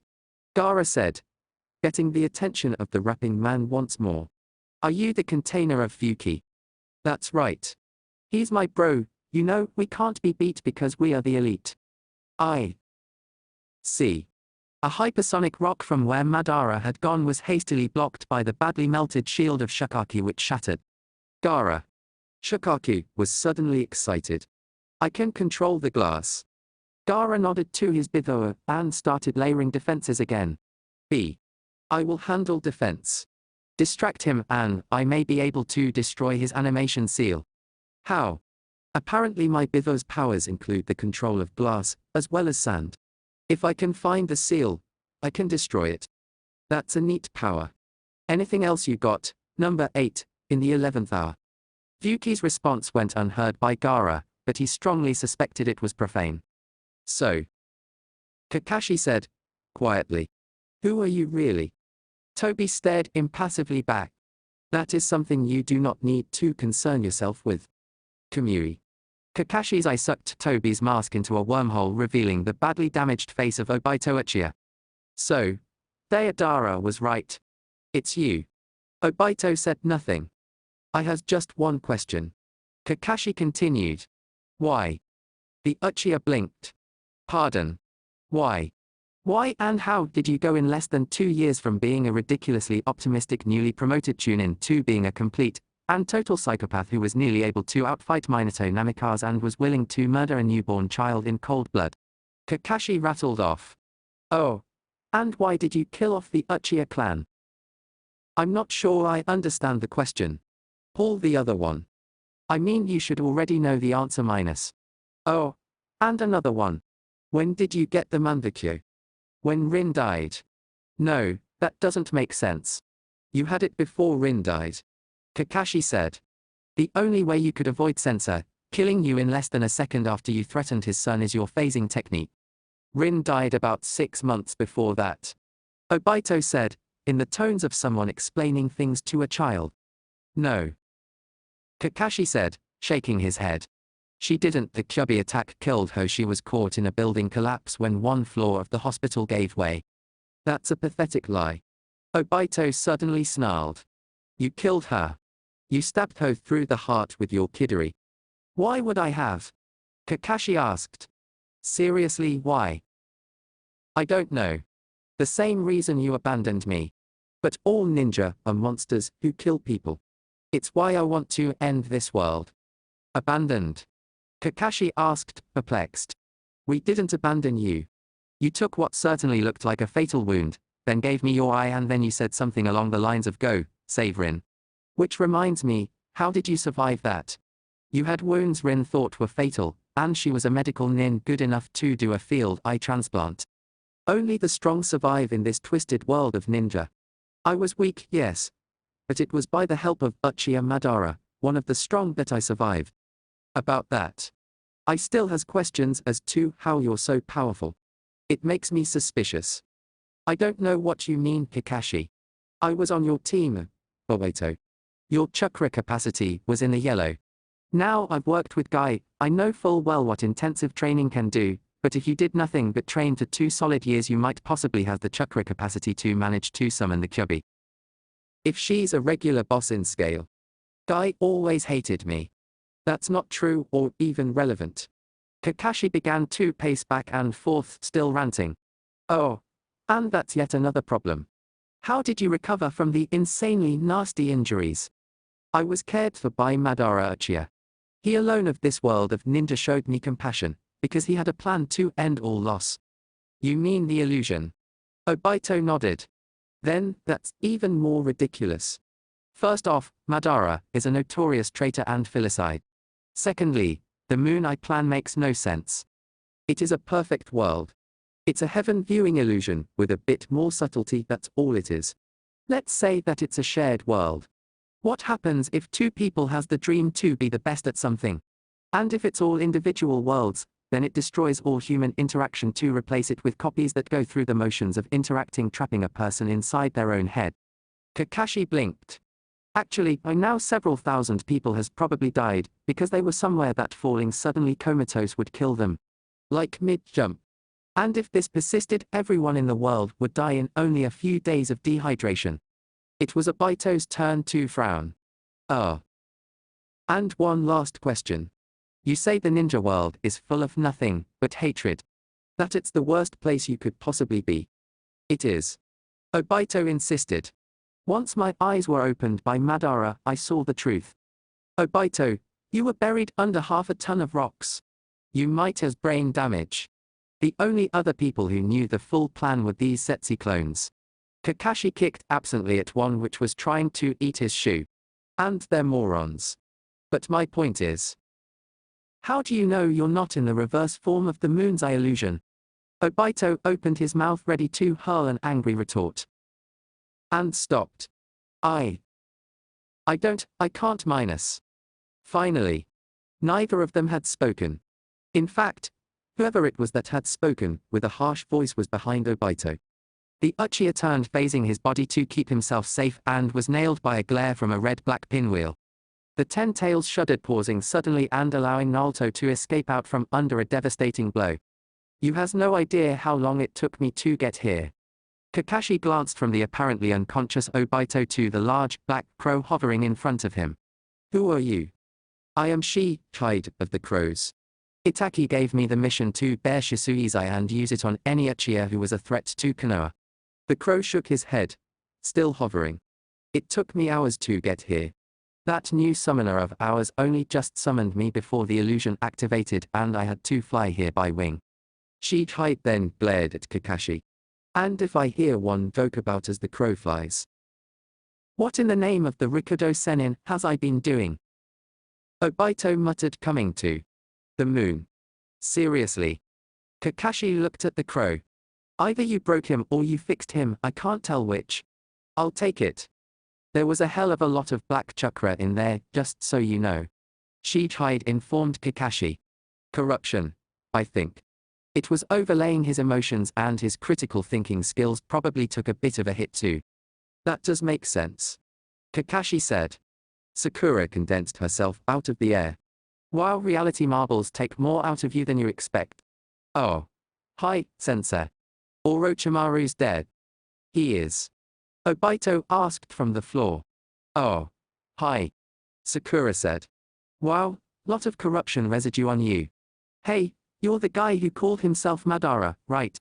How did you manage to copy the signature on the Fox Summon contract over? After Madara died, I saw myself as his successor as him. Probably the insanity. That'd do it. Sakura nodded. Madara came to be synonymous with an Uchiha effectively possessed by the Ten Tails. Sasuke landed next to them. I heard that. So, the one who killed my clan was possessed. Sakura nodded. Yep. Not in control of his own actions. Though I admit it didn't have to do much to make me want to kill certain complete jerks. Obito admitted. Wait a moment. Kakashi said, frowning. Weren't you fighting Kisame? I was. Sasuke nodded. But after he summoned a truly astonishing amount of water, and I electrocuted him several times, he became a giant shark thing by fusing with his sword. And Sakura pressed. And then a very large black man picked him up by the tail and used him to hit Uchiha Madara. Huh. Wonder who that is. Probably Killer Bee. Obito said, standing again. He is the Jinchuriki of the Eight Tails. And if both I and Madara were possessed, then it should probably be noted that there is also a single Zetsu with a black half. This Zetsu is presumably also possessed. A particularly large explosion came from nearby, and Deidara shouted triumphantly. That's the special one. 20 extra points, yeah. Sorry. Was. Sakura frowned. So, what happens when all the people who were possessed are either freed or blown up? I am not sure. Obito said. I was not particularly interested in the fine details of the plan, which was probably deliberate on the part of the one possessing me. Yes, that makes sense. Sakura said. Anything you do know that's important though? Oh. The mixture of Senju and Uchiha Chakra is required to unlock the Rinnegan. That help. Interesting, especially because it means that Nagato is related to both but not critical. Thanks. Though. No problem. The air seemed to shiver. Sakura's eyes briefly glowed bright gold, and she blanched. That is not good. What? I just found out what happens when all the possessed people die. The Ten Tails hunched over, and Naruto took the opportunity to gather himself and make a leap. In his jaws glowed a colossal tailed beast ball cut with nature and wind chakra, and his claws glowed with impossibly sharp edges. Then the Ten Tails roared. The sound was indescribable. Sheet hide, crashed beak first into the ground. Sakura, Sasuke, Kakashi, Obito and Deidara were driven to their knees. Gaara, B and Naruto collapsed to the ground clutching their ears, as their partners reacted in atagistic terror. Blue dragons of light erupted from the Ten Tails, soaring in their hundreds into the sky, and then converged on the three Jinchuriki and the gold and silver brothers' corpses. It was over in seconds. Gaara and Killer Bee lay dead, bodies next to those of the foes they had only just beaten, and Naruto was left gasping and clutching at the terrible wounds the forced extraction had caused him. At last, Sakura recovered first, and flickered over to Naruto. She began scanning him as the rest of the remaining shinobi from the strike force arrived. Wow, Naruto, I'm surprised you're still alive. This kind of spiritual trauma would kill almost anyone. Naruto grinned weakly. Runs in the family. Kakashi turned to Obito. This is critically important. Why does the extraction normally take so long? The wills of the demons need to be suppressed. Obito replied promptly. They don't integrate well in extraction, but fast will has thrown them into turmoil. Jail be trying to regain individuality. Sakura glanced up from her work closing Naruto's wounds. I can confirm that there's black chakra aplenty, but all 9 of the Bivo are thrashing around trying to escape. She looked down again. Damn it. The loss of that seal is causing chakra bleed. Your network is too used to having it there. I need the gap staunched somehow. Kakashi knelt down. I can do it. But I'll be useless for the rest of the battle. You know how to fix this kind of thing. What's the seal? No seal. Kakashi's eye contorted into the eternal Manvakyo. Shoanwi. White fire ran across his body, then jumped to Naruto and concentrated on his chest. After a moment, the flames died and Sakura rescanned him wonderingly. He's fine. Better than fine, actually. His pathways are completely clear, there's no longer any leakage around where the seal used to be and it even cleaned under his fingernails. Kakashi slumped, muttering something about overexpensive techniques. Right. Naruto ran through 3 seals and slammed his hand into the ground. Ichimaru, let Nagato know we need him here now. Konoha Hospital 5th floor room 203. The silver fox vanished with a wash of air. Did Akatsuki keep the bodies of the other Vincharikai around? Yeah. Deidara said. That's where I was taking Gaara's when you got me, yeah. It's in a room a lot further down than that main chamber, yeah. Sasuke, you and Deidara go and get them. Sakura. That problem with my seal. Before. What does it mean? Basically, without the seal there and especially without the bitho, there your body was pumping chakra to it as part of the normal circulatory cycle, and it was just leaking out. If Nagato resurrected the others, Jade die within a few minutes. Right. You can do a Vincharikai seal, right? Yes. Sakura nodded, decisively. It's relatively easy to actually do the sealing well, after looking at yours anyway. The hard part is keeping the bithu under control. That won't be a problem. Sakura pointed into the sky suddenly. Look out.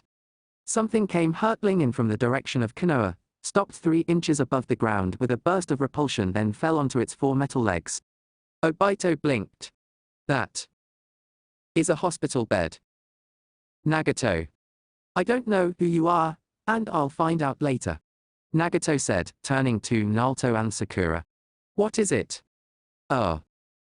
Why'd you bring the bed? Strict bed rest. Doctor's orders. Nagato answered. Huh. Tsunade is scary. Anyway, I assume it is urgent, because the 10 tails is behind you. Yes. How many people can you resurrect in sequence with the samsara of life? Quite a lot, so long as they're well preserved. Who are they? Sasuke put Yuzito knee on the floor next to them, and vanished again. Deidara did the same with Han. All the Vincharikai apart from me. None of them damaged beyond death from extraction. That I can do. Nagato nodded. When? In order, Gaara first. You'll know when. Naruto closed his eyes, and when they opened again they were the slit yellow of his save mode. And make sure you guys are safe. There's going to be a lot of explosions. Sakura flickered away for a moment, and came back with Gaara and B's bodies. Now. Time to make history. Naruto said, and jumped forward. The first warning the 10 tails got that Naruto was still alive was when 2 Raisin Shuriken hit it in the face. It roared, turned and spat annihilation, but Naruto was no longer there. He shot over its form, hurled another Raisin Shuriken, then summoned a horde of clones and slammed 50 Great Ball Rasengan into it all along its length. Naruto hit the ground and shot off running, focusing on the things he'd seen in the moment after Millie was torn out of him. In that moment, the fragments of his mother's chakra, which made up his seal, had contacted him. Spoken to him. Told him things in the frozen time of his inner self. The most immediately useful thing was this. 2 chains of pure chakra shot out from Naruto's sleeves, entangling the 10 tails' right legs, and letting him trip it with an almighty pull. He left them in place and charged forward, another save Raisin Shuriken preceding him. Did he just? Sakura asked. Kakashi smiled. Like mother, like son. Naruto jumped about a quarter mile into the air, and expended the last of his save chakra, with yet another Raisin Shuriken. Focusing, he drew in more of nature's chakra and dropped back into the state within seconds. He'd been vulnerable. But he'd also been moving fast and high in the air. Now he was back to full save again. And, by the feel of it, he'd nearly done enough damage. Hey, I'm one for overkill anyway. He multiplied himself and launched dozens of wind Rasengan in a volley. The 10 tail screamed in rave, its form roiled, and Naruto flung out another chakra chain with whiplash speed. It sunk into the beast's form, wrapped around something, and pulled. Sakura gaped. Nagato. Revive Gaara now. Nagato nodded. Samsara of heavenly life. A small ugly statue appeared, and green energy flowed from it to Gaara. Gaara blinked. And sat up. What happened? The last thing I remember is minus. Sakura finished her sequence of hand seals, drew a seal on Gaara faster than the eye could follow, and activated it. As the one-tailed Tanukai which Naruto had pulled out of the jubby fell towards them, it was caught in the effect field, the technique, and drawn back into Gaara. Oh. This is becoming a habit. Gaara looked at his stomach to check the seal. Every time I die, it turns out it is because someone has torn out my bivo. At least you're back. Again. Sasuke pointed out, putting full down. Most people don't come back from the dead once. Is Shikaki alright? He is fine. Though he expresses the wish to get very drunk. I believe I shall permit him, once this is over. Sakura was writing again. Better get ready to revive Yuzito, Nagato. I don't think Naruto's heard of giving people warning. 3 more explosions came in quick succession. Sasuke drew the rage in. Hey, Deidara. I think he could use some help. Let's see who causes the most damage. Uchiha, you're my kind of guy, yeah. Deidara pulled out a storage seal. Let's see, I've got 15 dragons and 230 birds. What should I start with? A shadow clone of Naruto appeared next to them. Hey, guys, I'd appreciate some fire support, oh good. Gaara. When I'm recharging save mode, you and the other Jinchurikai hit it, with a tailed beast, bomb or something equally destructive. Let the others know as they're revived. Gaara nodded. Will do. A barrage of railgun fire smashed into the Ten-Tails' face, followed by an entire explosive dragon. The clone squinted. Matter to be on the way in just a second. With that, he popped. Nagato glanced at Sakura. It would seem he has heard of giving people warning. Statistical outlier. No significance. A thunderous yowl was heard, as the two-tailed cat went soaring into the air. This is pretty cool. Shikite said, watching the fireworks. The raccoon next to him gave a chitter. What? We invented gunpowder. I appreciate the big bangs. A kind of chirrup. No, I'm not serene. I'm not the crow save. I don't have to be serene. The raccoon just gave him a look. Stop it. That makes me uncomfortable. A close-spaced series of explosions echoed over the ravaged landscape. Oh. What? What the hell is that? Shikide abruptly glared, forestalling the next comment. Yes. I know it's the 5 tails. I just don't know what animal it is. The raccoon squeaked. That's what a Kirin looks like. Huh. You learn something new every day. Naruto. Sakura shouted during one of the brief periods when nothing was exploding, having just finished the seal on B's chest. A shadow clone appeared next to her. What is it? When you take the 8 tails out, then the Jubi will become a lot more stable, since the vast majority of its power will be millies. Do you has a plan for that? Yeah. Naruto nodded. Oh. That reminds me. Who has the best emotional control, you, Sasuke, Kakashi, Deidara or Sai? Sakura thought for a moment. Sai. Good. Get him here via that crow and set him up with a containment seal. The clone dispelled as Naruto's save mode ran out again, and 7 Bivou balls hit the 10 tails in quick succession while he recharged. Up until this point, the various Bivou he'd removed had been relatively small fractions of the whole. Even the 7 tails, now resealed into foe, had been a mere 14%. But when Naruto sent his chains into the Jubi's form and pulled out Yuki, a full third of its remaining chakra was torn out. The backlash was substantial, and more to the point, what was left wasn't enough to sustain a 10-tailed form. As Naruto cracked the whip and sent Yuki towards B's reviving form, he watched with apprehension. One of the tails vanished. The other 9 solidified, becoming Millie's familiar fox fur, and the rest of its body became hers. Nevertheless, there was still a lot of corrupted chakra in there. Rather than fighting the 10 tails, he was fighting a mind-controlled Millie. Hey. Screw it. You ready, Dad? After a moment, Naruto nodded seemingly to himself. Good. One last save mode charge and he shot forwards just as the 9-tailed demon fox set itself. Earth wall.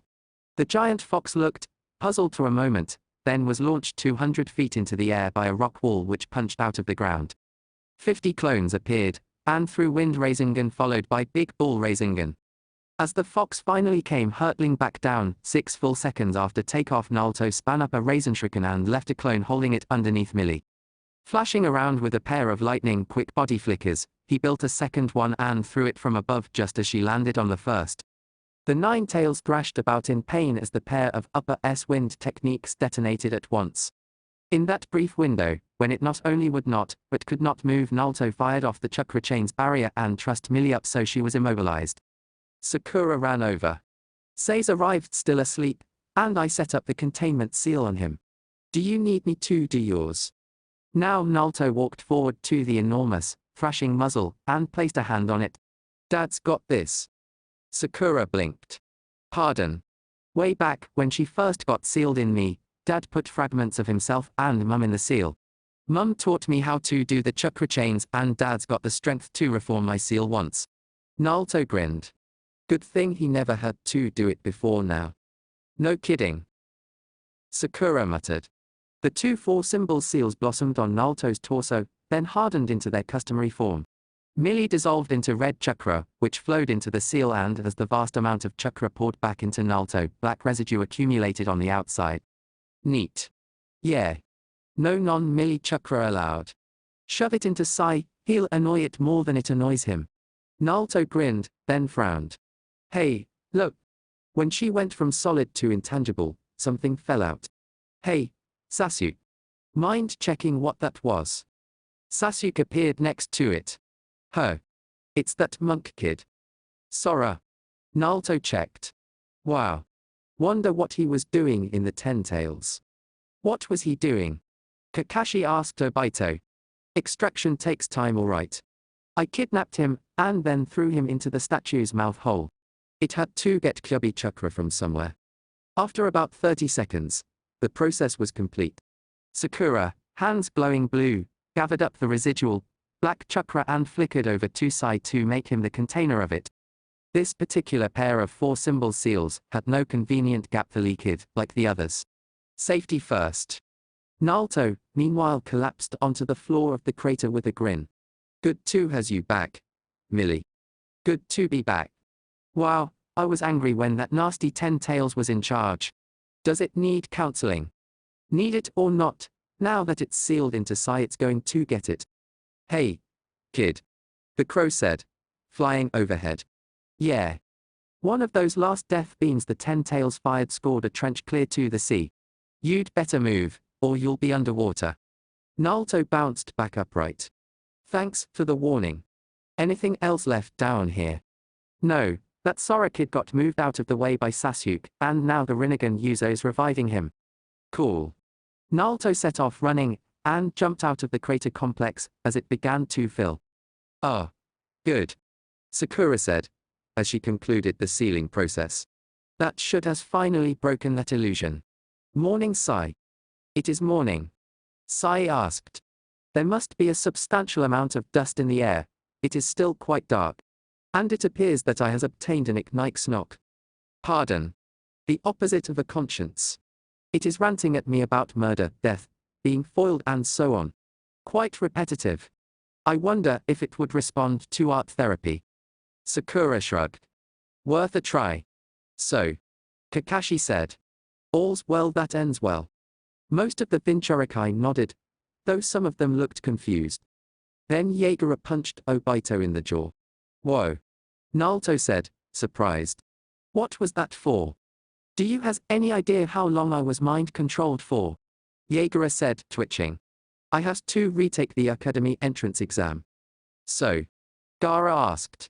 What do we do now? Go home. Yuzito nodded. Good plan. Whoever you are, four-tailed Jinchurikai. Shikaki says that we should keep in touch via the chat room. I assume he will tell me what me means at some point. Deidara looked across at Han and Roshi. You guys will vouch for me, yeah? Of course. Han said expansively. You may has blown me up 47 times, when you captured me, but that's all in the past. Roshi, let's go get a drink. We've earned it. Deidara. You're buying. What? Yeah. You did blow me up 47 times. Yeah. Kakashi. Satobi said. Somehow I suspected Team 7 were at the heart of this. Kurenai told me what she knew, but she didn't know everything. Okay. This could take a while. Kakashi glanced over at the figure at the back of their group, who had a paper bag over his head. A long while. Turn the village upside down. Temari insisted. No stone must be unturned searching for clues as to what happened to the Kazekage. Why aren't you looking for him, Kankuro? Kankuro pointed. Temari looked north. What? Oh. Arms folded, Gaara surfed back into Suna on the tip of a mighty wave of sand, his robes and hat impeccable. As the wave reached the outskirts, it tightened into a curl, which swept down the main street. The window to his tower shattered as he reached it, and reconstituted behind him, as the curl deposited him at his desk. So, he said, to his startled secretary. What is next on the schedule? Satobi sat back. Remarkable. So, Akatsuki is no more. Yes. Nagato and Obito answered at the same time. Nagato continued. I am going to create a humanitarian organization, but to call it Akatsuki like my last one would be confusing. Well. Satobi steepled his fingers. Firstly, Obito Uchiha. You are to be checked by Inoichi Yamanaka, and if you pass that test, when we'll call what you've been doing for the last 17-odd years convalescence. Thank you, Hokage. Obito bowed. More than I deserve. See that it is what you deserve. Nagato. Why are you in that bed? I have to admit, I'm impressed you got it to walk, though. Bed rest. Unusual definition. The third pondered. Kakashi, you are assigned to keep an eye on Obito and cite the signs of Jubi influence. Wait. Naruto said. What about him being the head of Team 7? That's the other thing. Satobi looked satisfied. The timing of this confrontation is most helpful. The Genin exams were yesterday. Team 7 is hereby dissolved and Naruto Uzumaki Sasuke Uchiha and Sakura Hano promoted to Jonin. Report to the mission room tomorrow to find which teams you've been assigned to test and teach. Flawed, the three newly promoted Jonin could only give stunned nods. And, finally, Sai. Light duty for now. And regular counseling sessions. I understand. Sai said calmly. My Anho bodyguard's mirror traveled to the outside of the village courtesy of Haku. What is the reason for the alert? 2 large chakra signatures were detected. The sentry commander replied. They has been approaching slowly. Hey. A familiar voice called out. Anyone home? Yukatika. Mai replied. What are you doing alive? Long story. Hey, can we come in? We has swords. A quiet voice added. Newbury, Kabutauri, Samehada and Kiba. What? Zabuza asked, then chuckled harshly. So you got Kisum. Actually, that was the 1 tails container and the 8 tails container, or so I am led to believe. Yukatika said. The 9 tails container tore apart Akatsuki's combination of the Bitho, put all of them back in the right place and generally caused enormous damage. 9 tails container. Mai said. You mean the boy with the orange fixation? Zabuza shivered. Oh him. You know I fought him in Wave Country. Didn't go well. Probably a good thing we defaulted on that mission. Wait. Mai said. Looking at the silhouettes firming out of the fog. Is that Jaegera? Hello. The quiet voice said again. Wait, I recognize you. Everyone tensed. You're that genin who inspired me to become a ninja. Zabuza dropped his sword. Yukatika rubbed the back of his neck. He's kind of hazy about the stuff, which happened while he was under mind control. Which, for reference, starts about a day before he entered the academy. I could has helped. Freya muttered. I has save mode too. I could has broken that illusion. Sasuke looked over his 3 genin. My name is Sasuke Uchiha. I am your new Jonin sensei. Basically, I'm better than you. And if I has anything to say about it, I will be the only one better than you by the time I'm finished with you. A smashed through 3 walls as he ran to the outskirts of the village. B. You better has a good reason for pretending you were dead. Look, bro no dis, you know. But I had to take a holiday or I was gonna blow. And look who I found underground, when I was around. Yuzito kicked B in the back of the knee and walked past him as he collapsed to the floor. I was the one revived first. B. Sorry for my long absence, sir. There was a death in the family. Whose? I asked. Mine. I know it's your family. But minus. No, sir. I died. I was brought back just yesterday, and my Bitho resealed into me by some Konoha ninja. Huh. The Rakid frowned. Come on, I want to hear all the details of this. And then I can see if you've lost your edge in the sparring arena. I am Sakura Hano. And I want to make very clear that your prowess as a ninja is not about who you were born as or what family you have. It's about making the most of whatever talents you has and taking them to their fullest potential. Everything else does help, but help is all it does. What does this remind you of? Sai said. Murder, death, pain, kill, rage, hate. Really? Sai frowned, examining the card. It appears more like a butterfly to me. The contained mind of Toby thrashed around in utmost hatred. Now, let us try art therapy. What color would you like to start with? Rave, pain, kill, blood minus. Red, an interesting choice. It can symbolize the sunset or autumn leaves. Deodara, Roshi and Han, arms linked across their shoulders, marched into a was singing loudly and drunkenly. The sentries rubbed their eyes, sure they were seeing things, as Deodara punctuated the chorus with loud explosions from Shibuki. This is my boomstick, yeah. He shouted, then all three plunged into the next verse of the Hedgehog song. Perhaps a red arrow? Nagato asked. Possible. Kunan agreed. But arrows do has connotations of weaponry for civilians. Red. No, a sword is a weapon as well.